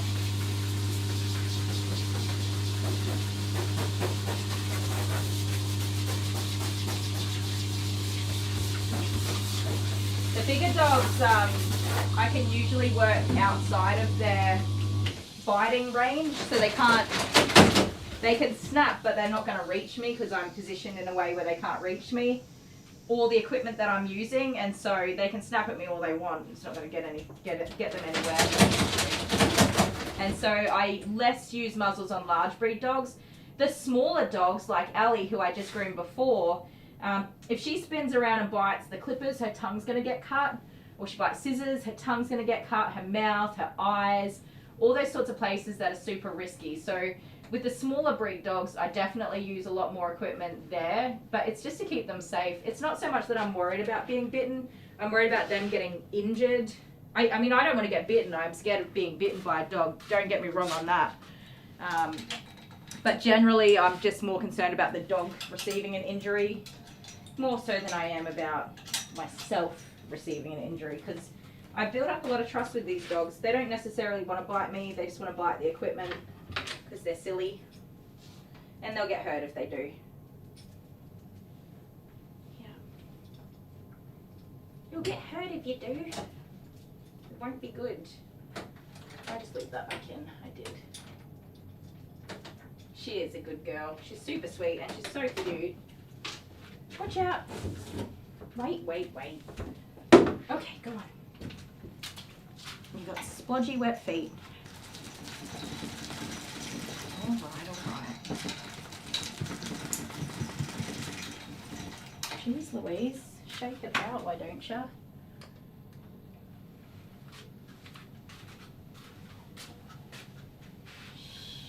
Shake it, baby. I moved the wrong camera, didn't I? I don't know what I'm doing. There we go. Now we can see a whole dog. You've put water everywhere. It's everywhere. It's a messy baby girl. Stand up or you're going to choke yourself. No, Millie's not my last dog for the day. After Millie, I'm going to do a nail trim, and then I've got 2 more doggies. I got a late finish tonight. Is that right? Oh, I have a really late finish. Yeah, I'll be here till like 7 or 8 o'clock tonight. But I'm not going to stream all day. Once I finish Millie, I'm going to finish the stream. My nail trim is a new one. I've been getting a lot of reactive large breed dogs for nail trims lately. You do one and then somebody's like, oh, you should go see this girl. And then lots of people come. So the pet parent will stay with me. So I'll turn everything off from the stream and just focus on that dog and getting to know the pet parent and know the dog and that sort of stuff. And then go have some lunch and get ready for the last 2 doggies.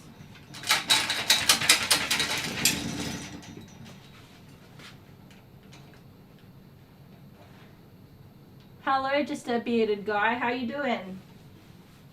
Now, I'm going to put some music on while I blow dry this doggy. Hopefully it doesn't take too long, but it usually does. Here's some music.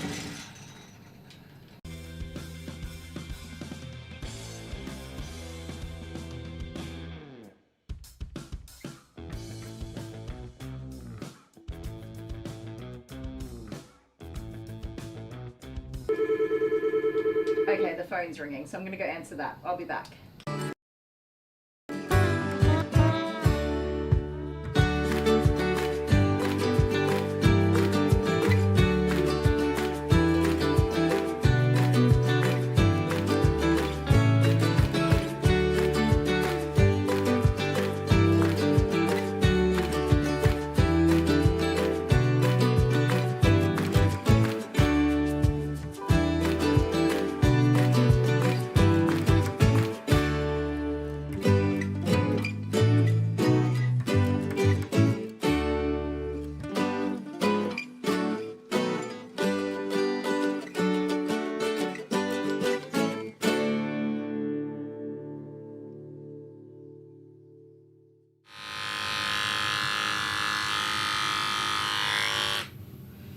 There you go, you cute little munchkin.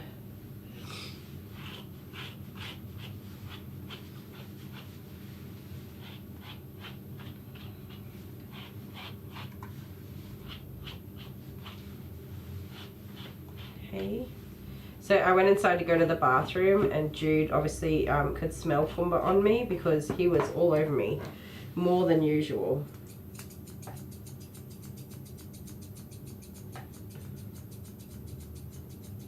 Like he always smells me down, like, excuse me ma'am, gonna need to see some identification. And I'm like, buddy, just let me go to the toilet. So he sniffs me all over, but this time he was like super like, who dat? Where have you been? Here you go, all done. All right guys, we're gonna leave him at that. I think that's an awesome first time groom. Definitely would like to work more on his face, but it's not bad, it's not bad. I'm happy with it, I'll take it. He was awesome having his face done, but it's the scissors that is the first time and a little overwhelming, so that's totally cool. You silly boy, you got an undescended testicle. Alright. Are you happy with that, Leah? Is there anything you want me to change for him?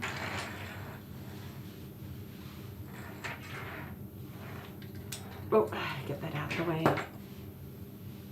Oh, sweetie.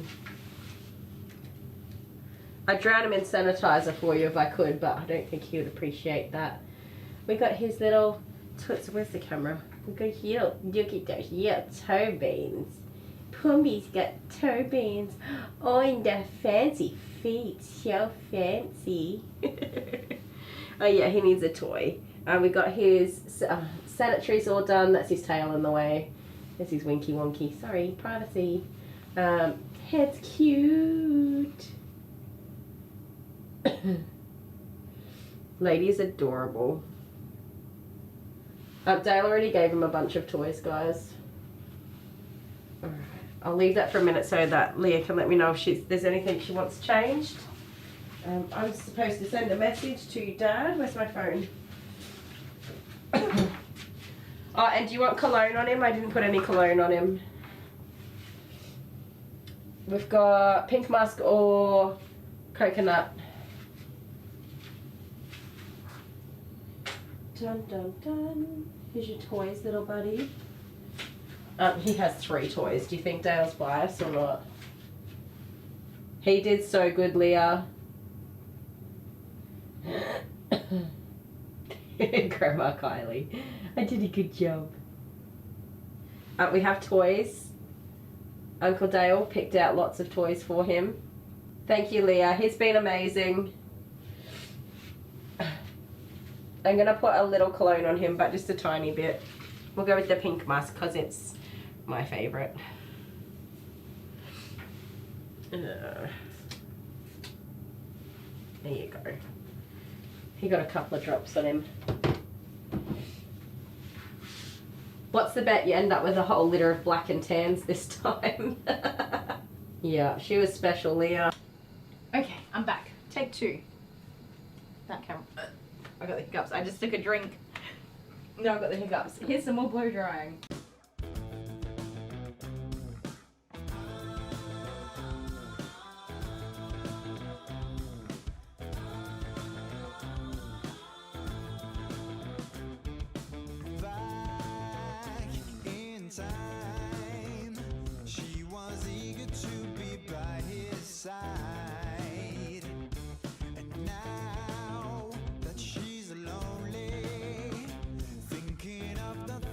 Should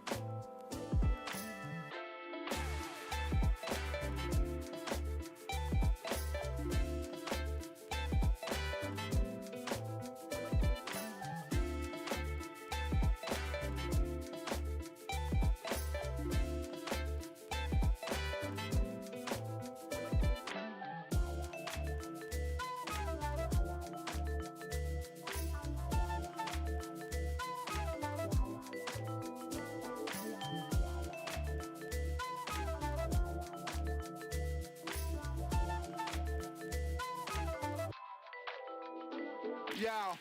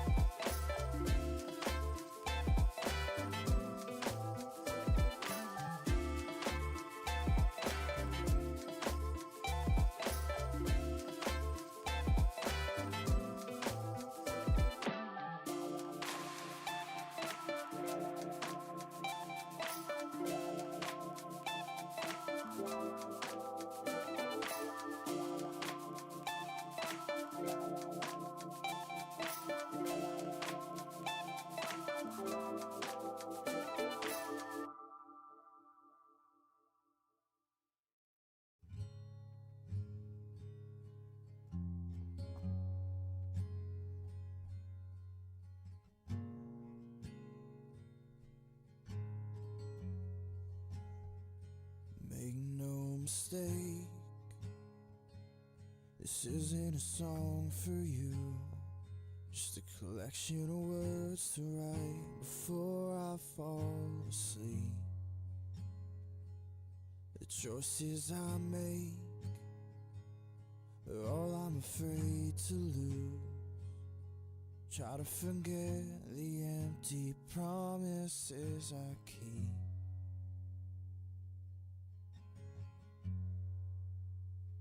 Cause to me we're the right time, right place, wrong decision.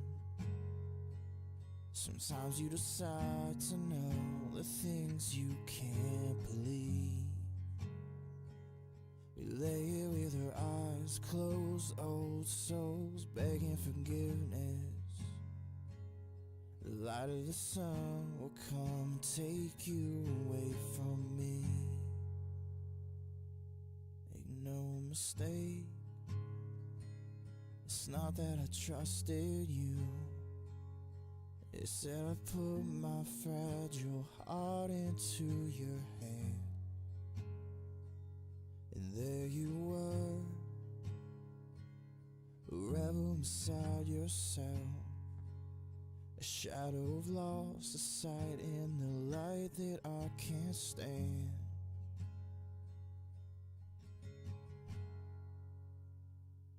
To me you were the right time, right place, wrong decision. Sometimes you decide to know the things you can't believe. We lay here with our eyes closed, old souls begging forgiveness. The light of the sun will come and take you away from me.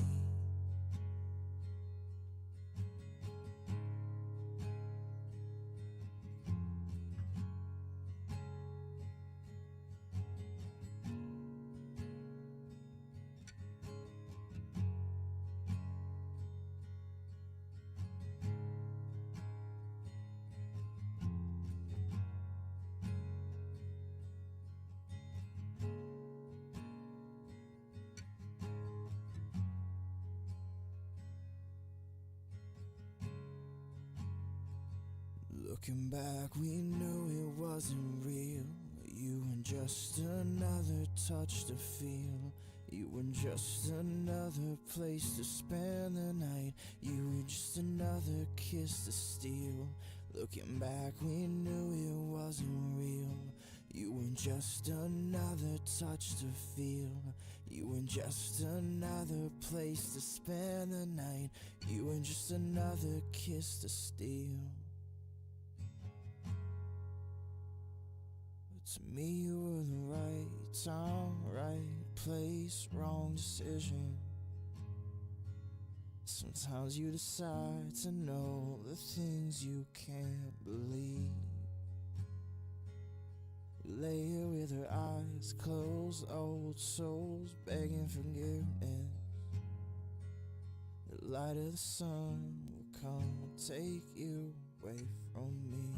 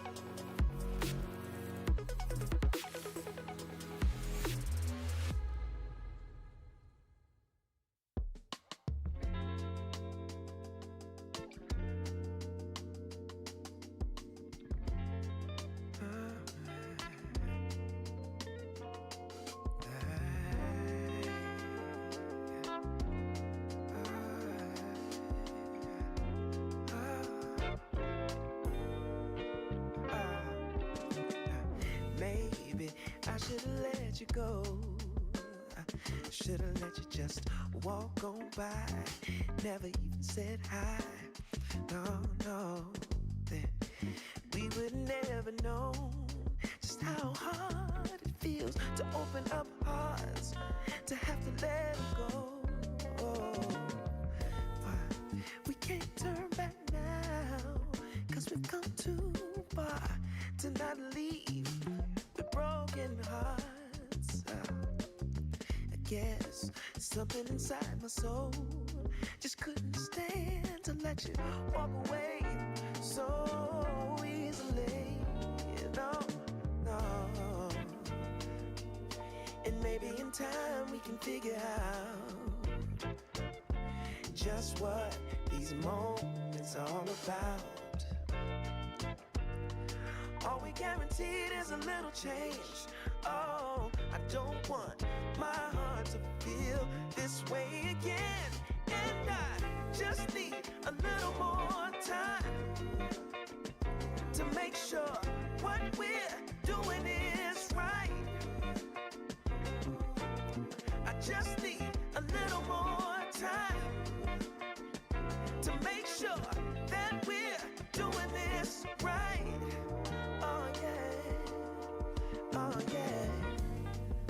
I figured that I'd stop by just one more time and let you know what's really on my mind.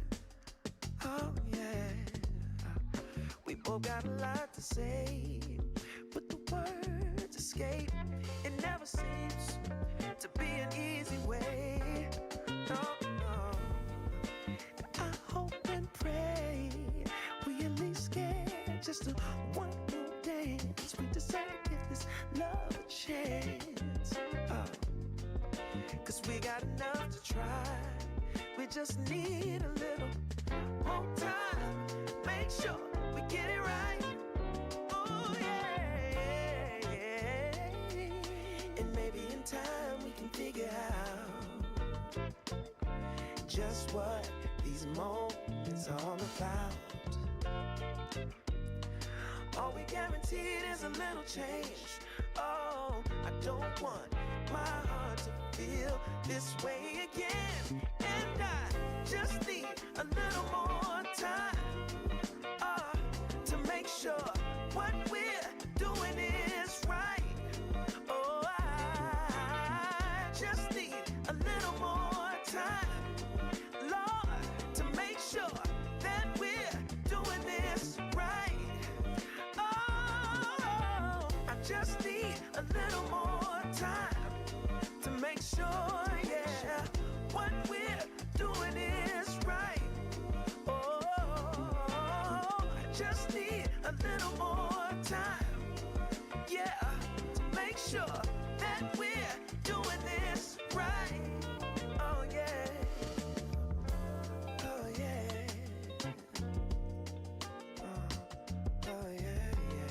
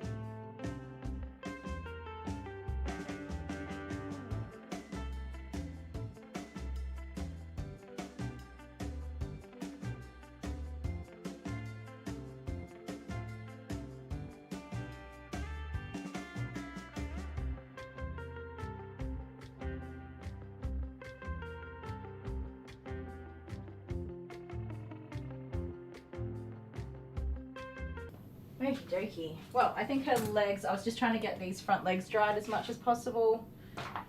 While I made a start on this side. I think we're probably about as dry as we're going to get them. She does not like having those front legs touched. Do you? Can this pull, please? Thank you. So I put the cone on her just to, she doesn't like the blow dryer, and she doesn't like the breeze on her face. So that's just for her comfort. This soft cone does not offer me any protection. If she wants to bite me, she'll bite me through that cone. Easy peasy. Lots of people have gone off to bed. Sorry guys. Good night to you all, and I hope you have a good sleep, and thank you so much for hanging out with us, everyone who's come to say hi today.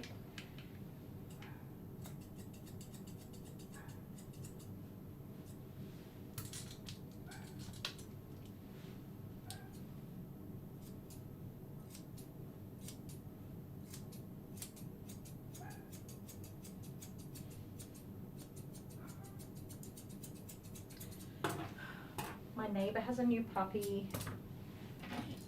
She's been barking all day. Poor little lovey. She started off taking the dog to work with her, like when she first brought her home. So she's had her for a while now. And then after a period of time, she stopped taking the dog to work with her. And it's not a problem. It's not a complaint from me, but I haven't had a chance to go over, like I didn't want to send her a text message and be like, oh hey, your dog's barking all day, because it seems rude. So I've been meaning to go over there and just let her know that the dog barks all day, and I haven't gotten over there to do it. Mostly because we do have people in our street who will make a complaint about it. Like me, I don't really care. My dogs do not bark all day because I'm here, so they don't really have a reason to. If they did though, I want somebody to tell me to come over and be like, oh hey, just so you know, so that you know you get a chance to do something about it. But by the time I get to the end of the day, excuse me ma'am, by the time I get to the end of the day, I forget to go over there. She asked me when she first got the puppy if the puppy barks, but she was taking the puppy with her whenever she left, so I didn't hear the puppy bark. And I said, no, I haven't heard anything.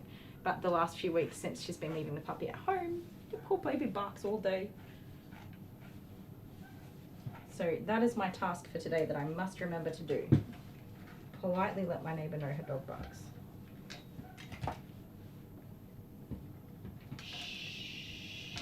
The only reason my dogs don't bark all day is because I'm here. And when they do bark, I tell them off. Stop. Stop.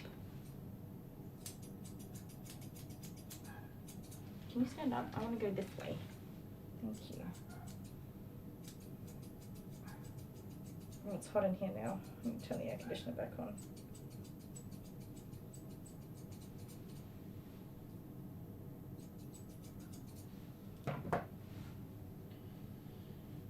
And I think we might just shave out these little underarms today.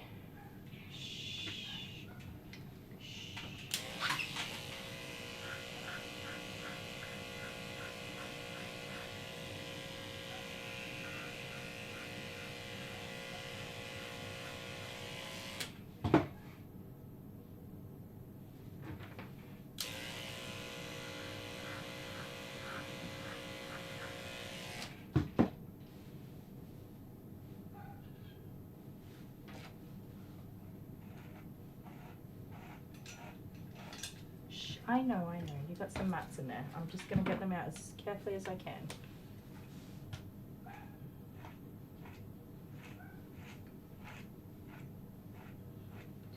So obviously this dog has been very reactive in the past, so I am cautious with handling.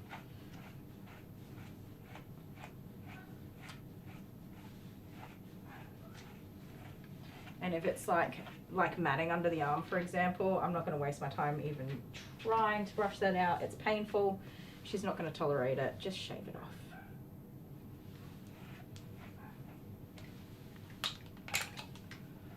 There's matting here. There it is, and here. And as I was saying, she's definitely got some kind of improper coat where the top coat and undercoat, like this is all undercoat and then this is top coat, but it only grows like down the middle of her back. And this is all unruly undercoat with a few areas of top coat, but mostly just this very soft, cottony, fluffy undercoat. It feels beautiful, but it mats up like mad. It's very difficult to maintain this particular type of coat. And as I was saying as well, it's not from being shaved, although if you do shave a double-coated dog, you risk these type of issues happening, where the top coat is then damaged and does not grow back properly, or it takes a long time and you're left with this undercoat situation for a long time. This dog has never had a full body shave. She's had a bum shave lots of times.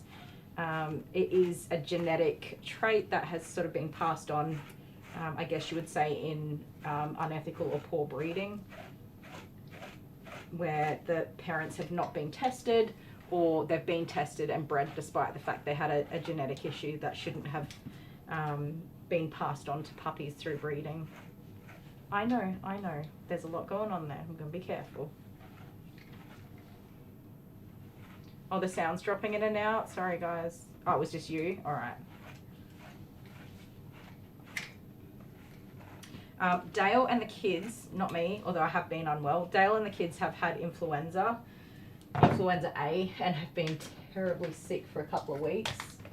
Everyone's just kind of coming to the end of it now, but the cough is persistent, and I think it's one of those crappy ones. Yes, I know, I'm being very careful. That's going to hang around for a few weeks before it totally clears up. I don't want to shave this part of you, so I just let me be very careful. If we can. I don't think we can though. So there's this webbing in here, this pocket of webbing that I'm trying not to, I don't know what you call it, like where her tuck up is. This is all skin that I don't want to get caught in these razor blades. But I also don't want to shave it all, but also I'm probably going to have to. because I don't think I can safely remove it. I do want to save some of this bum so it doesn't look ridiculous, but same again. If you can't, you can't. Poop happens, right? Wait, excuse me. Can we not do that? Okay, you be a good girl. What have I got on there? That's a 30, that's too short. This sounds good for you? I think it was just Dale, he's a goose.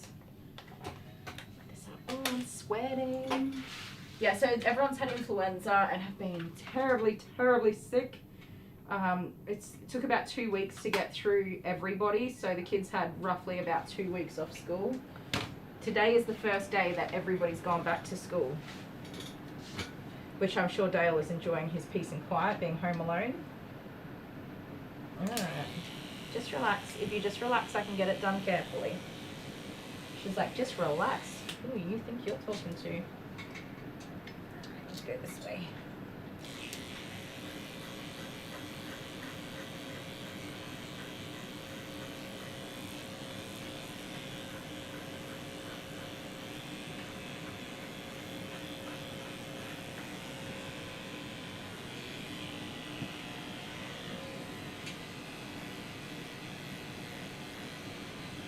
So the matting is definitely worse than sometimes it is. They will be taking off a lot today. With a pretty solid sanitary type trim. Whatever you do not spin around and bite my face, okay? I understand you're not happy with me. I'm aware. I know. I just don't care because we've got to get it done. Yes, I do care, but not like enough to stop. Sorry. You'll feel better when it's over, I promise. Jeez Louise, that is bad.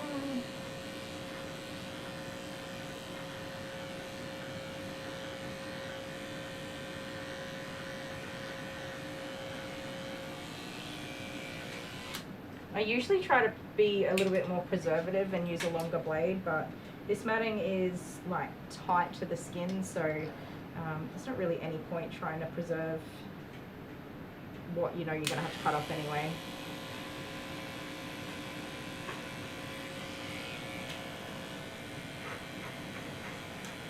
On a dog that is more tolerant of brushing, I would certainly try to brush as much as possible and leave her with as much hair as possible, but she's just not going to be tolerant to that, so it's just a losing battle to try, and it's putting her through unnecessary stress.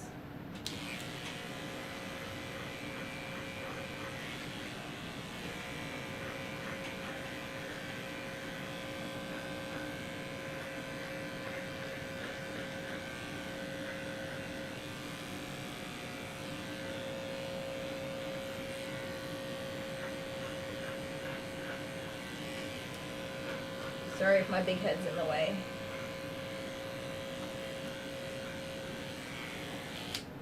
Just getting all these chunks out of there. Try and free up her vulva for her, which I'm sure she will really appreciate.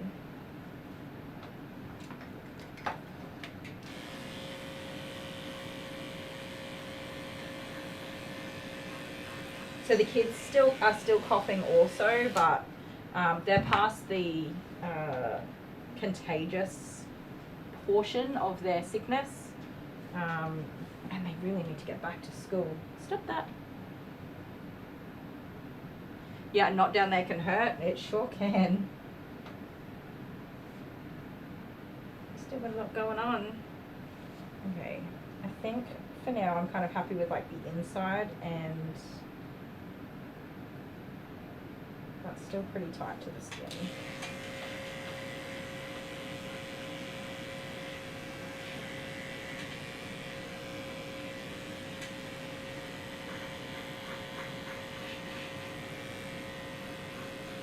So I'm trying to do it in a way that it's like all under her skirt as such.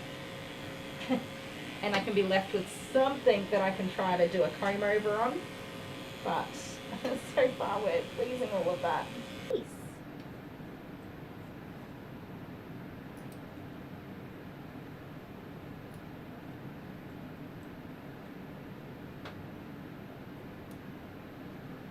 I'm sorry, I know.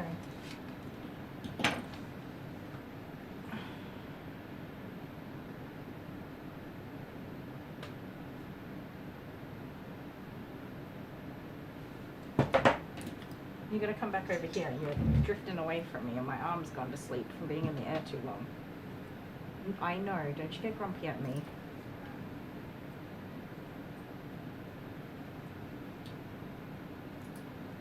Oh man, I didn't even touch her tail. How did that get pulled in?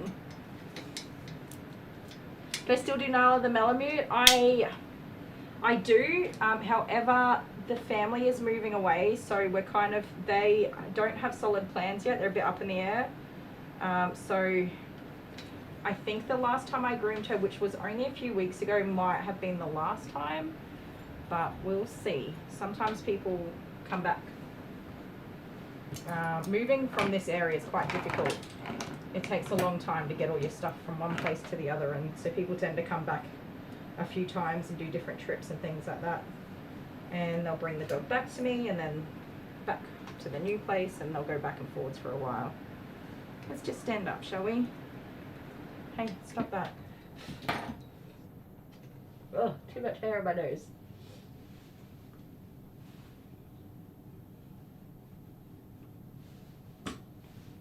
We did not have time for this level of matting today, young lady.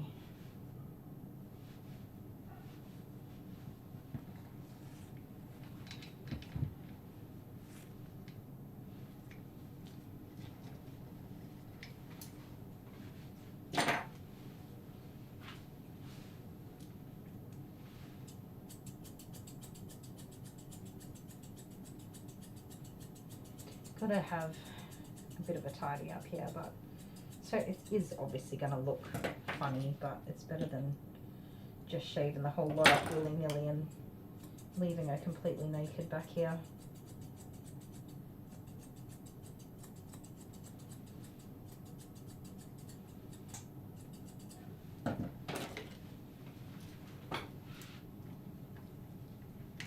I have to make sure there's no tangles in the hair that I leave for you, okay? No, thank you. I know you're getting grumpy with me, I know.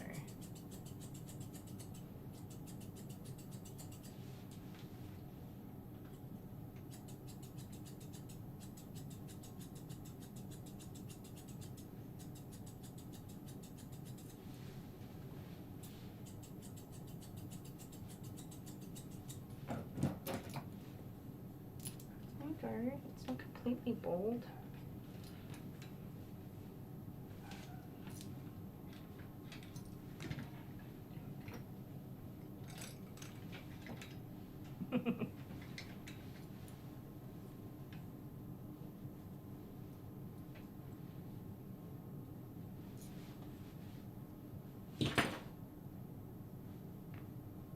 That your tum-tums are so sensitive. I feel awful when there's matting this high up. Hang on, you got your, just lift up for a second. There we go.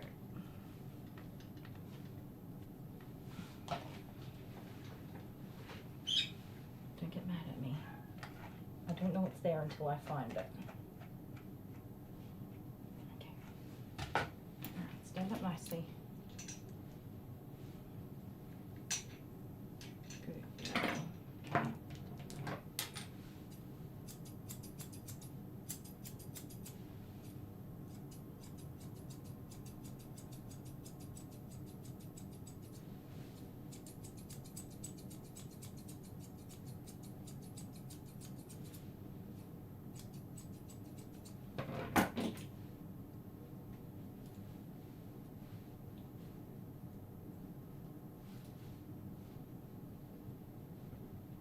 No, thank you, I'm not finished.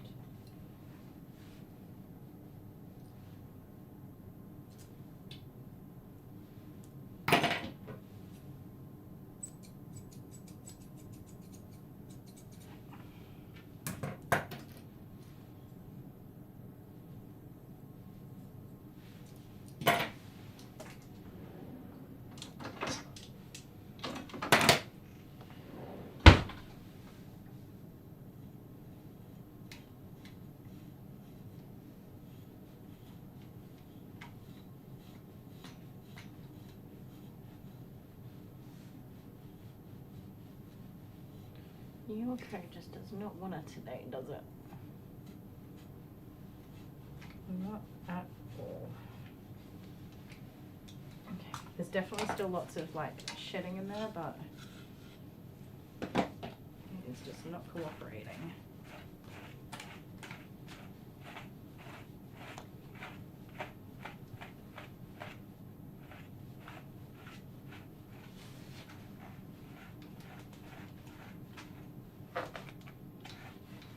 She's still going to be damp on her head, ears and face.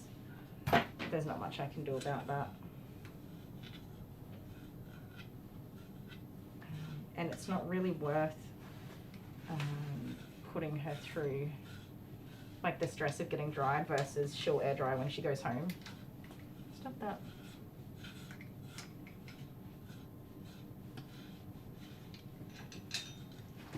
Yeah, I know.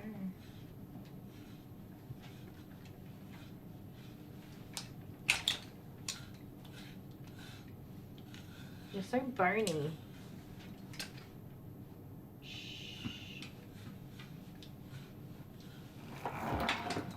Knock my scissors off.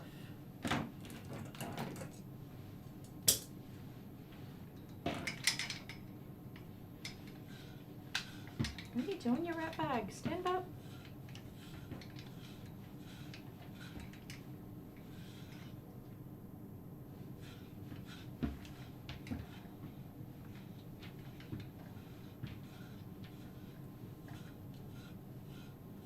There you go. Yeah, if you just stand still, I can just brush you. It's all the dead hair that gets stuck in there. It's wild. Alright, let's see if we can do this now.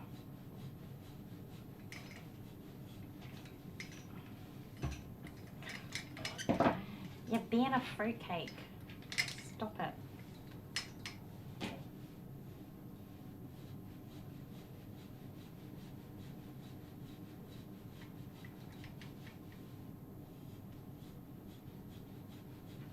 So this is what you want to avoid with shaving double-coated dogs, is the damage that happens. You end up with a very difficult to maintain coat, and typically the best way to handle it is to just keep shaving it. It doesn't happen it's not like you shave your dog one time and the coat's going to be ruined. Sometimes people shave their dogs for years and then one time the coat is ruined. Other people, they have all the luck in the world. Their dog gets shaved one time and the coat is never the same ever again. It's a disaster.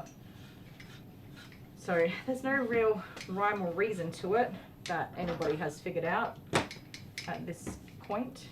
But you don't want to shave your double-coated dog. And genetically, you don't want to breed dogs that have improper coat because it's difficult to look after.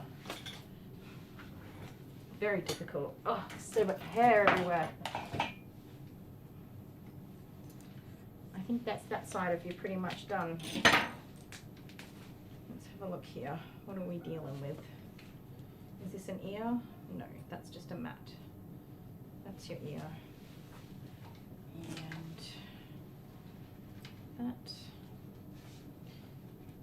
that cone has definitely seen better days. I know. Big meanie poo. That's alright.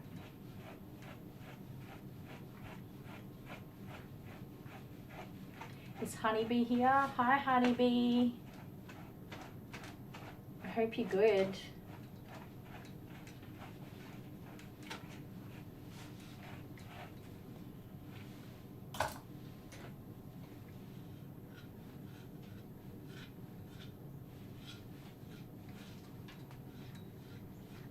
Damn, that was a whole snap around.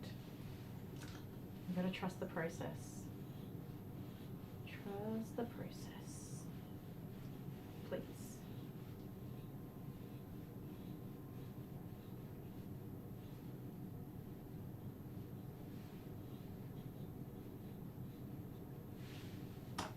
I'm sad about her tail because it's an absolute mess. Oh, jeez. You're right. Sorry, stop pushing down on me. That was my finger that was on her little throat. Didn't even realise. You stop pushing down. Yeah, I know. You hate it.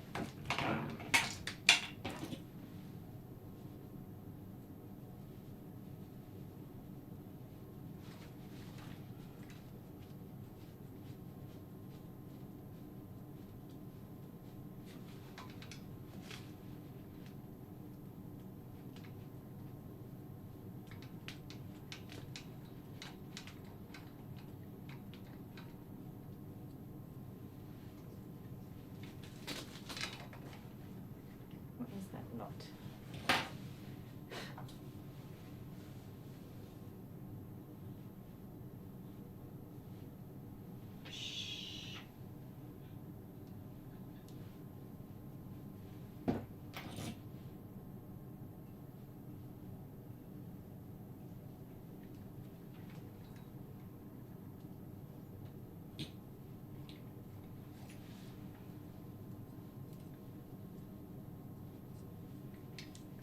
No, no biting. Alright, let's sort out the tail from this side and then we'll have a look at it from the other side. Let me turn you around and do your other side. Can I see your nails real quick? Shouldn't really need. They're very short. Because you're an active girl, aren't you? Let me see the dew claw. Can't even see it. Oh my goodness, that thing is tiny. Yeah.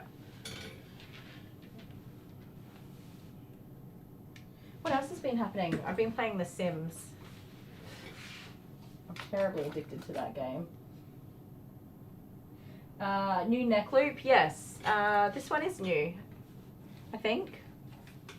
I did, after my surgery got cancelled, I spent about $2,000 on some things for the salon that I needed anyway. I needed shampoos and conditioners and all that sort of jazz. I got some new clippers, a couple of new straps and loops and things.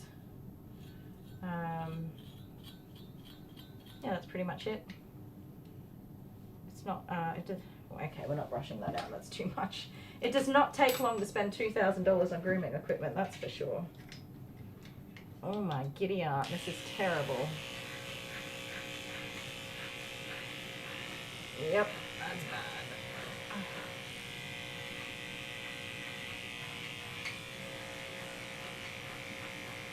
What's happening there? Can you please not?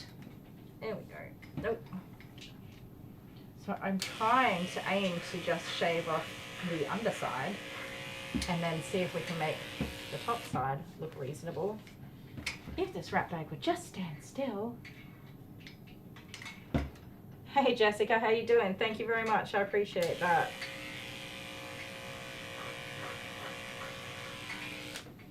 Come on, not that serious. We're gonna find your butthole for you. That's exciting, isn't it? I'm sure it's here somewhere. There it is. Cool. Oh, thank you.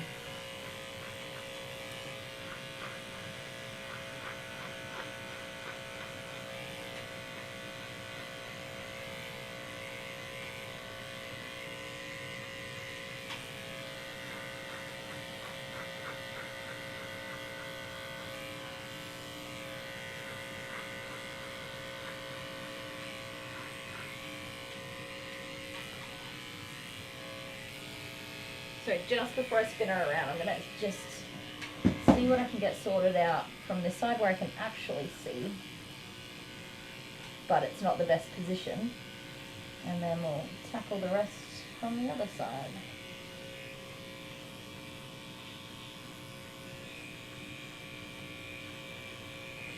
That's some bad matting you got there, girly well.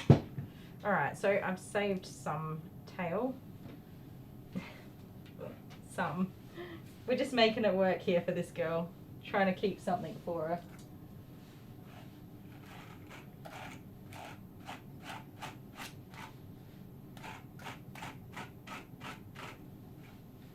Am I boring you? Don't be bored with me. Thank you for the kisses. I'm sorry, sweet girl. No biting, okay. Biting's meanie poos. So I am trying to like support the hair so that it's not pulling as badly. You know, when you brush your own hair, you kind of hang on to a clump of it and brush it. I'm trying to do that, but it's not. Get your butt out of my face.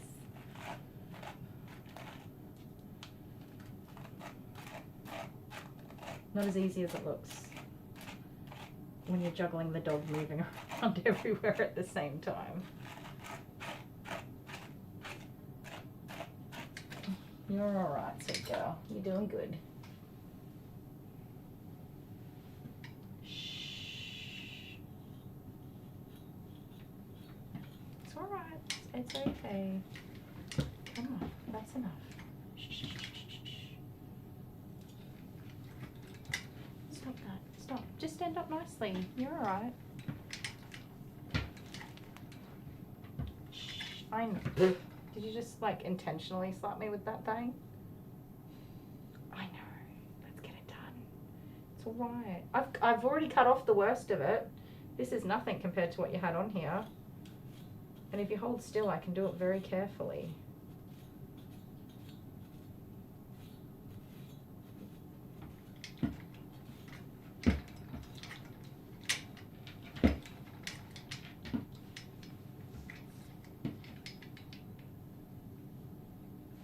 Are you doing good? That's good to hear.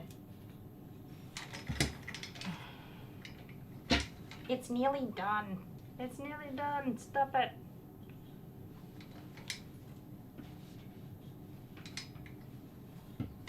This is the easy part of it. Alright, I'll go back to just the brush.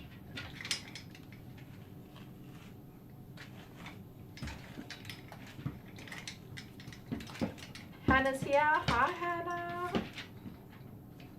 I miss you guys. It's been such a long while.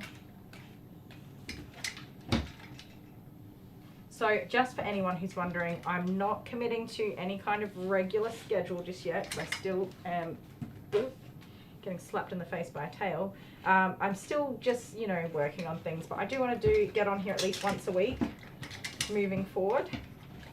Next week on Friday, I have Whiskey Woo coming in, so perhaps we might do Friday next week. But I'm not promising anything. I'm just winging it. If I'm having a bad day, I'm not going to jump onto a live stream and overcomplicate my day. Just going to get through as much as I can. And when I'm good to go, I'll start up a live stream, which I know isn't helpful for those of you that like to, you know, come at the start and be ready to show up on time and that sort of stuff. Just can't completely commit to anything like that at the minute. Some days I'm doing good and some days I'm not. Some days I'm a mess. I'm just hanging on and keeping it together. I do have to say I am so thankful I work with dogs and not people while I've been going through all of this as well. I don't think I would have managed if I worked with people. Calm down. Calm down. Alright, so as you can see, we've got like something. She's not completely naked with her tail down. You won't notice too much is unusual about her, but underneath she's a Scotsman with no knickers on. Turn around, rat bag. Let's have a look at the other side. Come on.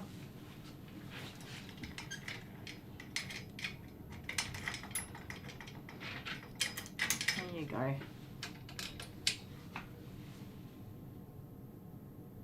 Yeah, you're half and half, Kay. Yes, you want to see Whiskey, right? I groomed him not last week, the week before, so he should be next Friday. My pants are falling down.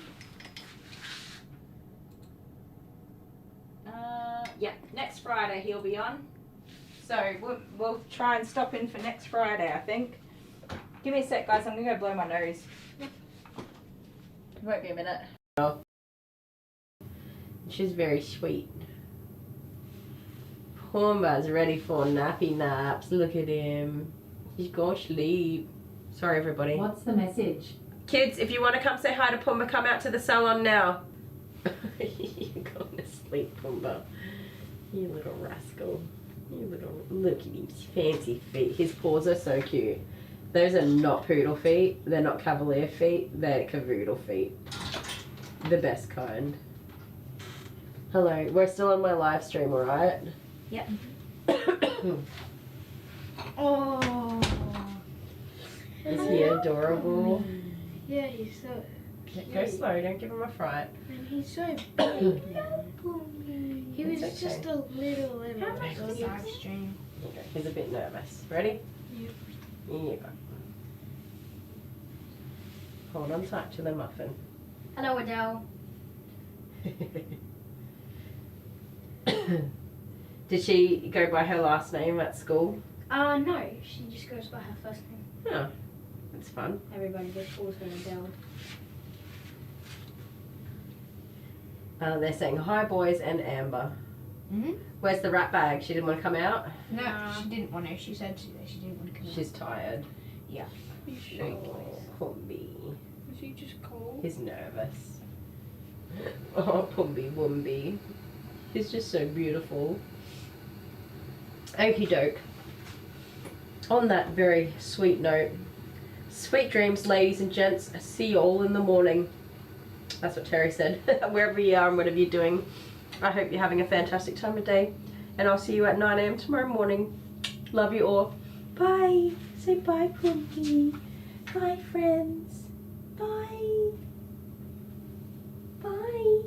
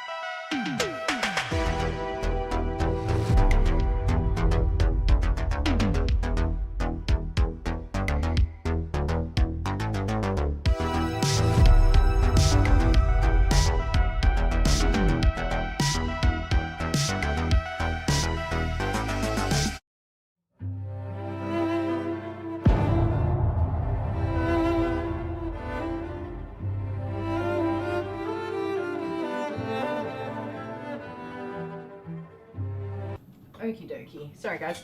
I just looked at the time and realised my next customer's going to be here very soon, so I just sent them a text and delayed them a little bit. I asked them if they would mind a little bit of a delay and they said it was all good, so do a bit more work on this wrap bag. Stop moving. Good girl. Just take some of that. There's all sorts of matting on the ends of it, and again, it's not a proper coat here, so it's not good hair. You're gonna have to move your head out the way so everyone can see, sweet girl. And me too. I know. I'm being as careful and gentle as I can, I promise.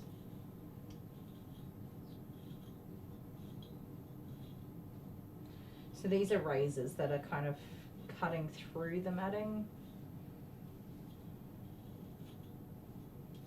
Very gently. You can like rip through this stuff, and some dogs tolerate it just fine. They're not bothered one little bit, and other dogs are, and especially with these front legs on a border collie, very sensitive and do not appreciate it one little bit. So I'm just going to pull it as far away from the skin as I can and then cut away. So this is matted pretty close to the skin, but she's not going to tolerate me brushing that, so I'm just going to cut it off because it hurts. My scissors don't even want to cut it. This side was worse than the other side. I know. Shh, enough. That's enough.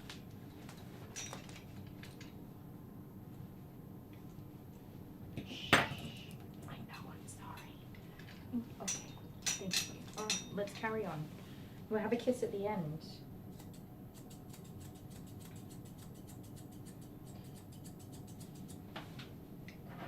Yeah, there's a big old mat there. If you put your foot down, I can just cut it off. Yeah.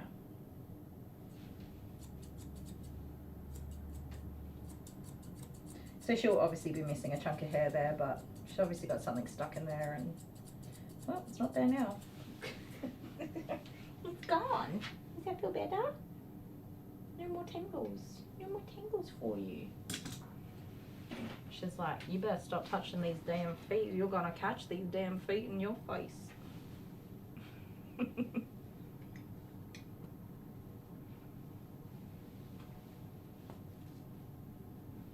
Yeah, definitely no set schedule for now. I'm just hanging in there the best I can. Is that really how you want to hold this foot, girl? It's not a very comfortable angle for you. So I have a 10 blade and I'm just going to get out this matting that's in that very sensitive underarm skin area. If somebody pulled my underarm hairs, I would do more than bite them. So I don't blame them for not appreciating that brushing and stuff in such a sensitive little area.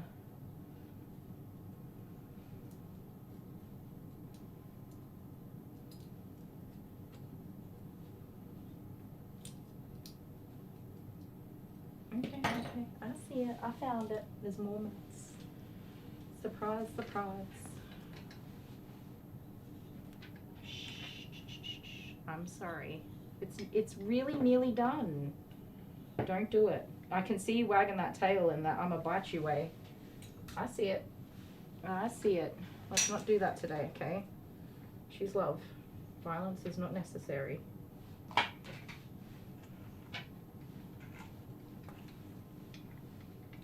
it's the brush. I'm sorry. I'm sorry.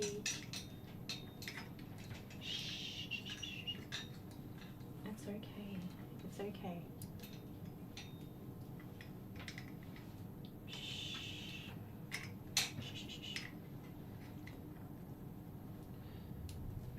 Like I've already cut out the worst of it, and it's just kind of like getting just those tiny little tangles out. They're not knots or mats, they're just little tangles that will just brush out. But because she's hypersensitive to you know, previous attempts at brushing out that sort of matting, she knows that it hurts, and so she's already reactive to it before I've even started.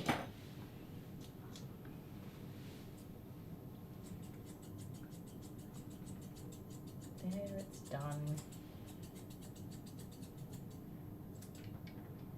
Really?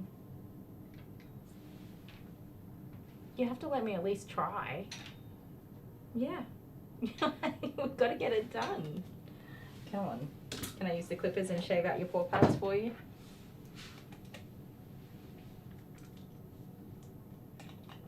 Yeah, someone brushing your underarm hair. Oh, I can only imagine how incredibly painful that would be. Just shave it. Just shave it off. It'll grow back. And if it doesn't, well then it won't have to be cut again, will it?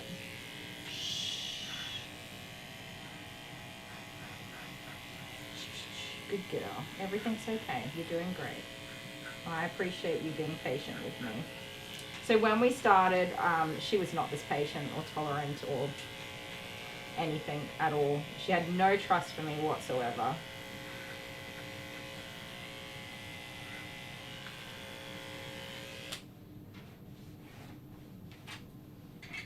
Understandably. So we really have come a long way with this doggy. Paw, please. It's just a brush.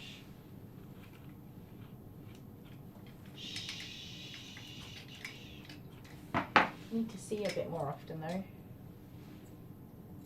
think you must have been a bit long between visits. It's tricky because I scheduled time off. So I tried to get people in sooner so that there wasn't gaps, but people just, understandably, they didn't plan for it. They couldn't change their own schedules to come in sooner. Everything was just very difficult. There's still some, yeah, I know, there's still some mats here though, and I'm gonna get them out very carefully. Okay, just trust the process, please. I'm sorry. I know, it's just a quick comb. Shh, it's just a quick comb, I know. There, it's done, it's done, all done.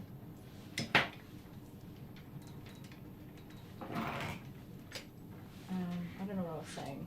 Anyway, carry on. I don't know what I was saying. I lost my train of thought in the middle of it. Let's get this big chunk of disgustingness off your booty, shall we?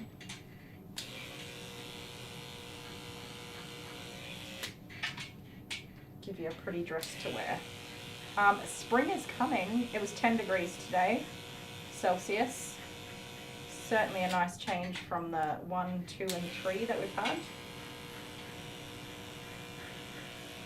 It was not a long winter this year, I don't think. I don't feel like. I feel like spring, we've had some like 20, 21, 22 degree days. Spring is ready to spring on us. There's that big chunk of matting from her butt. Yeah, spring is coming, and spring's my favorite time of year, so I am very happy about that. We definitely did not have a long winter this year. You know, some years just drags on and on and on and on. This was not that.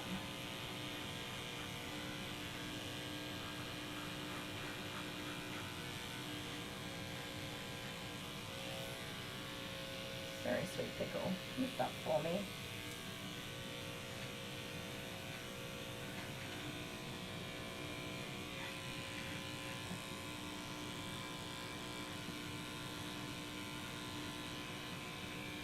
Actually done pretty good considering I couldn't see half of what I was doing.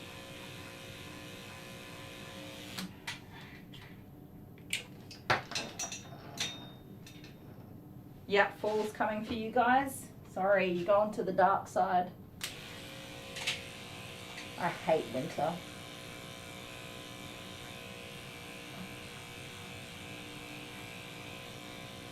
Our summers are too hot as well. It's too hot.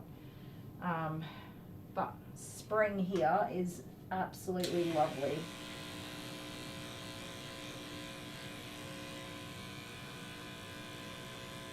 Oh, these are in such a bad place.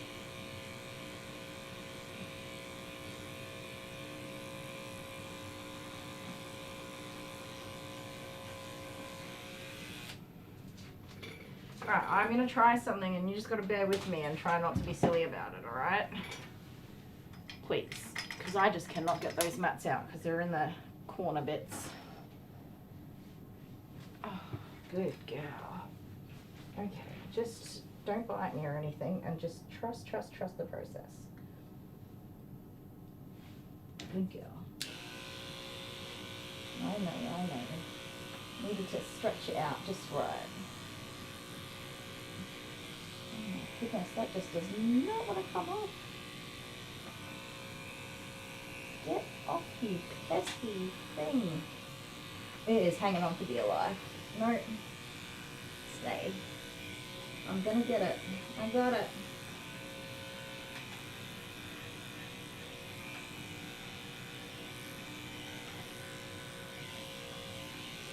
I know.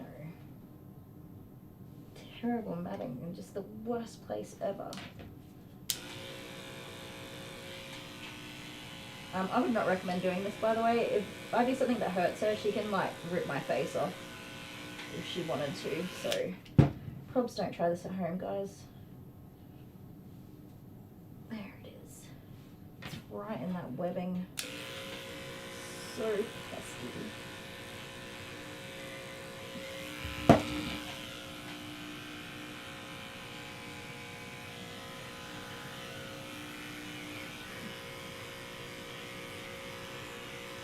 Okay, I think we got it, mate.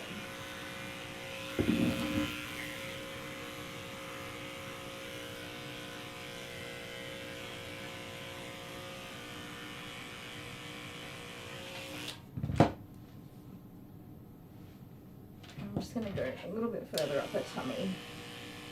Well, I know there's tangles that are uncomfortable for her. Oh, okay. Okay, we did good. You'll fall off the table if you keep being silly though. You just have to stand. You don't have a lead on. Yeah, you guys had a really hot summer. That means we're probably in for a really hot summer here. It just gets worse and worse every year.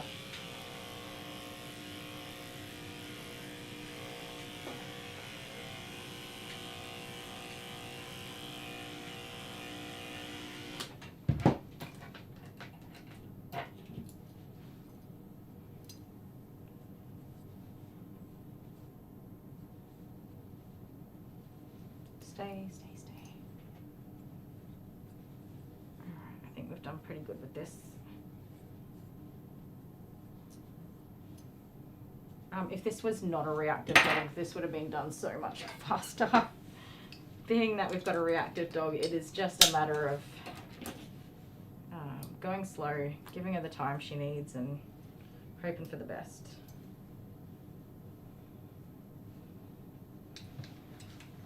Turn that way. Give me your bum bum.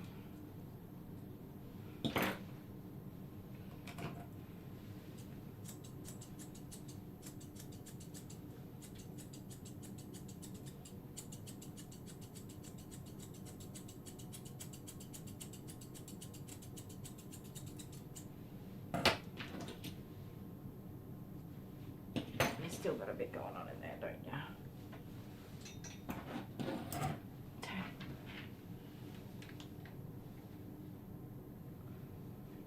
Can I lift your tail up?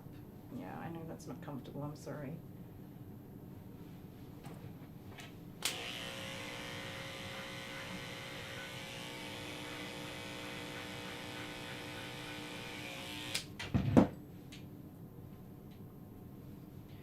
I did not sign up for this view this early in the morning. I don't even know what time it is. It's not morning, it's lunchtime, but still.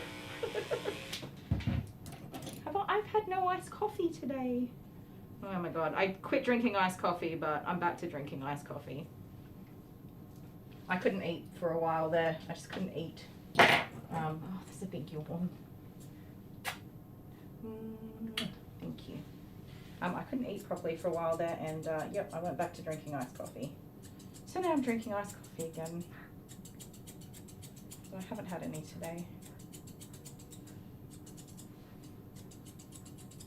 Alright. Oh. Okay, I got a cramp in my leg. We did it! Look! Oh, I really have a cramp in my leg. Get out of there. 10. What time is it? Alright, we're still good.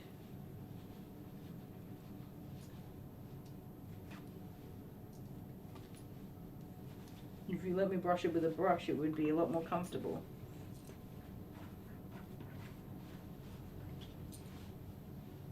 So many dogs will let you comb something that is ridiculous and should just be brushed.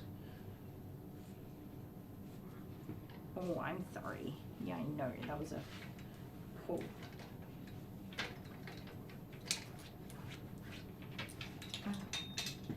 Alright, stand up. Well, this was not just a D-shed, this was a whole haircut. Stay there. Move your tail, I can't see. What? Yes, I'm brushing your foot. I'm brushing your foot. Yes, I am.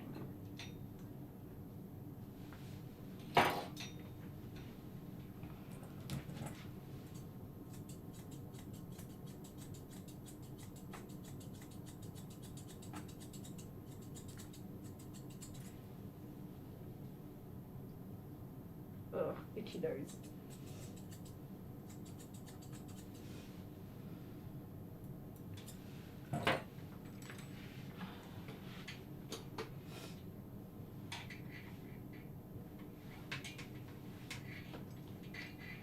You doing good, Kay, with that? Good on ya. I'm hopeless.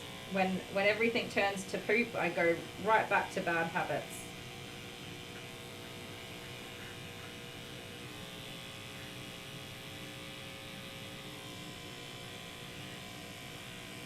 Excuse me, I'm not finished.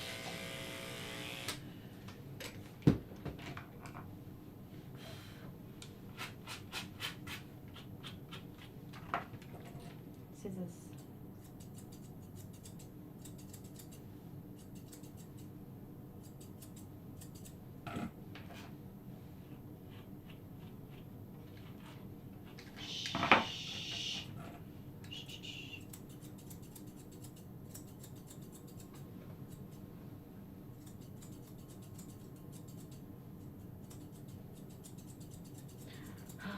I'm so sad I'm going to be out here all bloody night.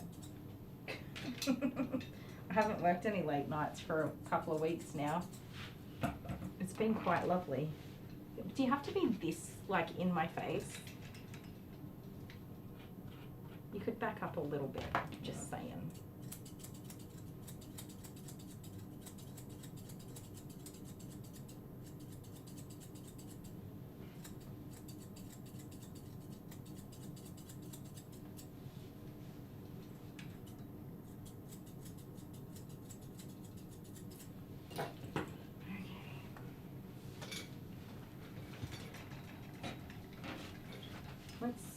Let's go back. There we go.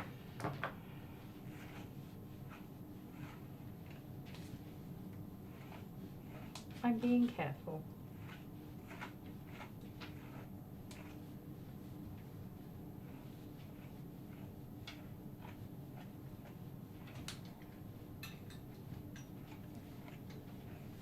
I'm hardly even touching you. You do have to let me brush you. It's a part of it. Has to be done. Can we just stand still and get brushed, please? Please. Please. One kiss and then we can keep going, okay? Go on. All right. Let me continue.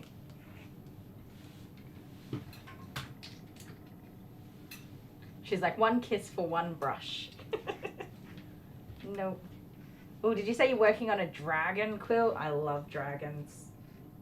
Dragons are up there with my favorites. Giraffes have my #1 spot and dragons are #2. I can't brush if your head's there.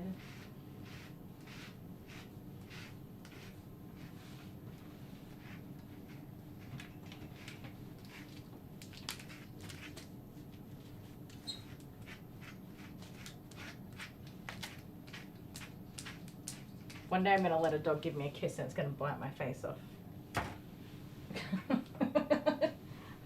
I shouldn't laugh, but it's true. It's going to happen one day. Come on, move up, please. Up you come. Good girl. All right. This is where probably the worst of it is.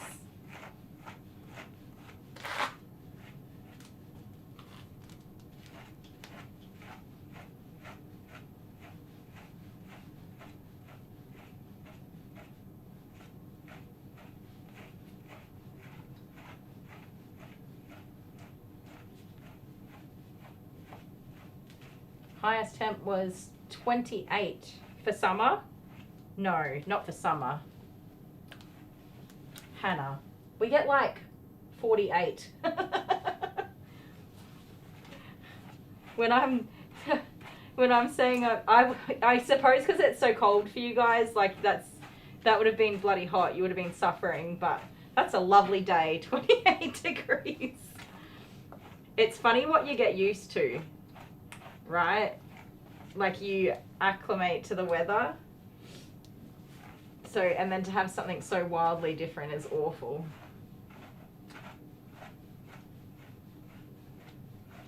This is hot as heck. Pit of demise. Everybody's burning together. I'm fairly certain we've moved into hell in the summer.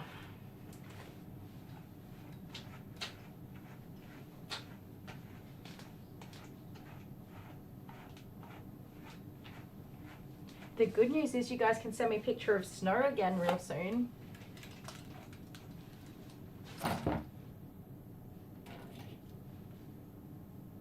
Yeah, the humidity. This is not a humid climate here. I'm from Queensland originally, which is very humid.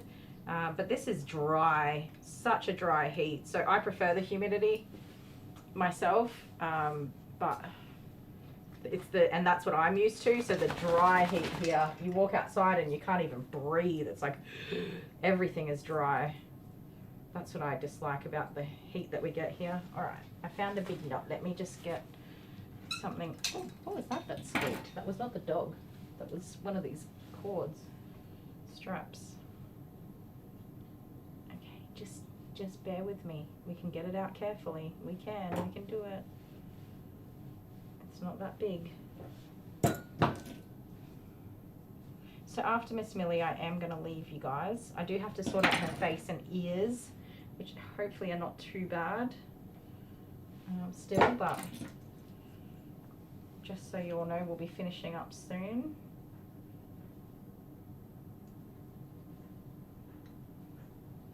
I don't know what the dog is for the nail trim. I didn't even look. But it's been a lot of like American Staffies and Rottweilers and Shepherd mixes and things like that. A lot of dogs that people are like, no thank you, I'm not going to trim that dog's nails. They've all been pretty good, surprisingly. So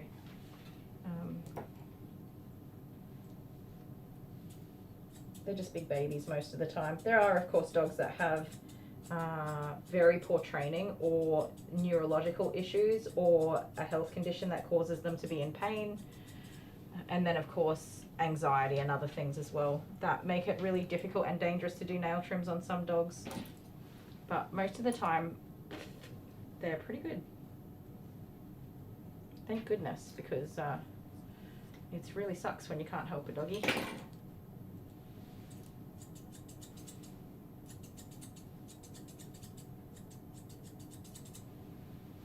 Okay, we're going to take your little hat off now. I know you've been happy with that on, but it's time.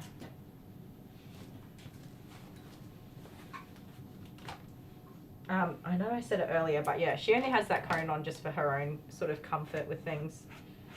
She just does better with it on. I don't know why. For the blow drying, I understand it stops the breeze blowing around her ears and things that make her reactive. But she's generally just content to have it on, so I just leave it on. Gives her less to worry about. She's an overthinker. A lot of border collies are overthinkers, especially if they're not working and exercising their brain enough. They become overthinkers. So they see something and they start to analyze it. Is it a threat? What is it going to do? Do I need to stop it now? Do I let it happen and see what happens? No, border collies do not let anything happen unless they know exactly what's going to happen. They're controlling and they need to plan ahead for everything. So sometimes just putting the blinders on just helps her chill out a bit more. Instead of predicting everything and trying to calculate everything, she's just got to focus on what's happening in that one little area that she can see.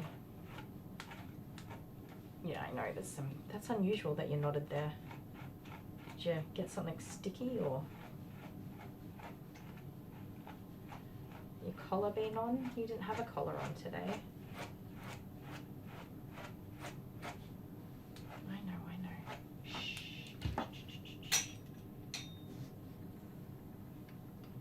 Oh, Jessica's heading off. Bye, Jessica. Yep, midnight for you. Have a fantastic night, Jessica, and thank you so much for hanging out with us. Hopefully we'll see you again in the future.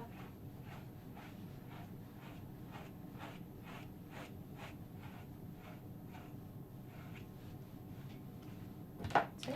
No, don't do that. You already know that's naughty. I know you're clever and you got the lead off, but you know it's naughty. There's a lot of, not necessarily matting, but just compacted hair in here. People struggle to brush out this area, even though I think it's one of the easiest areas to brush. People really struggle with it at home. I guess because they just don't really know what to do with it.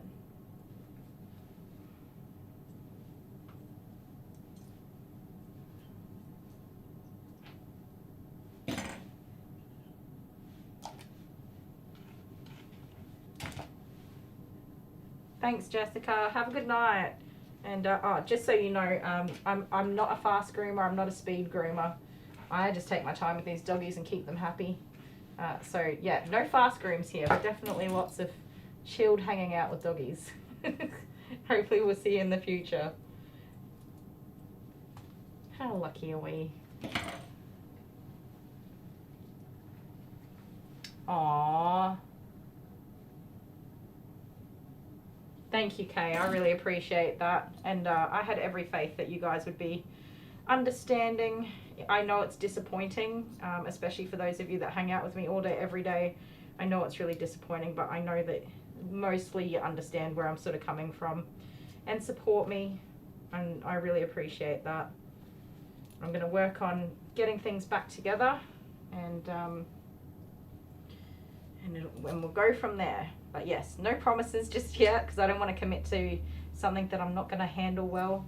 But I will definitely be stopping in a little more regularly for some streams and hanging out with you guys, because I miss you too.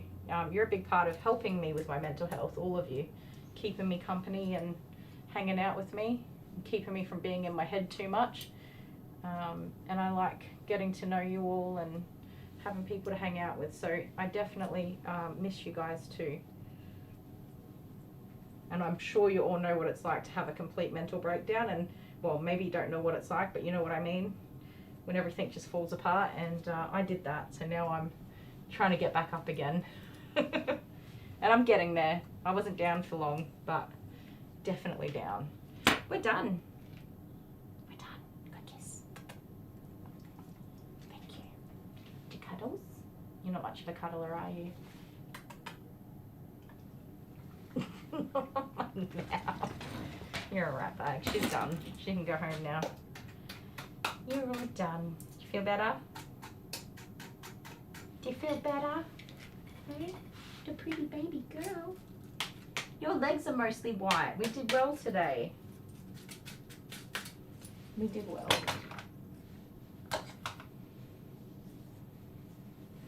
Yep, Hannah, you've been there. I know lots of you would know the feeling and the crappiness of it all. I know many of you would understand, so I really appreciate you guys. Look how hairy I am. Alright, look at that. I'm covered in hair. Not you though, you look beautiful. You look beautiful. Sorry about the noise real quick with the dryer.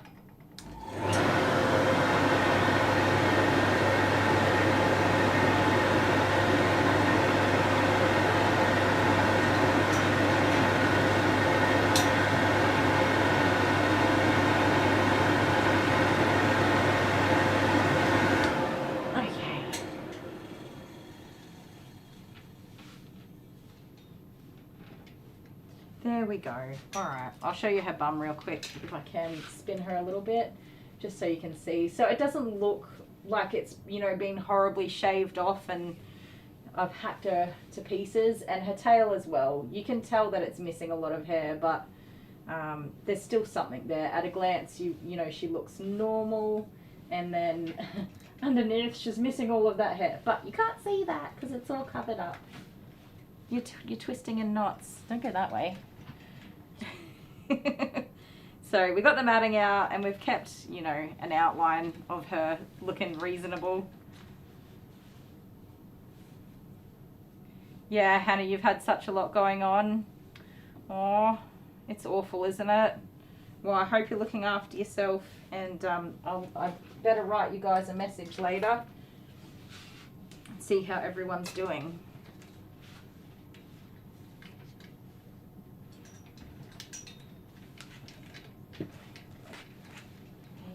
Alright, that's it. You ready to say goodbye to everybody? Yes, definitely been thinking of you, Hannah. You gotta look after yourself. Alright, everybody.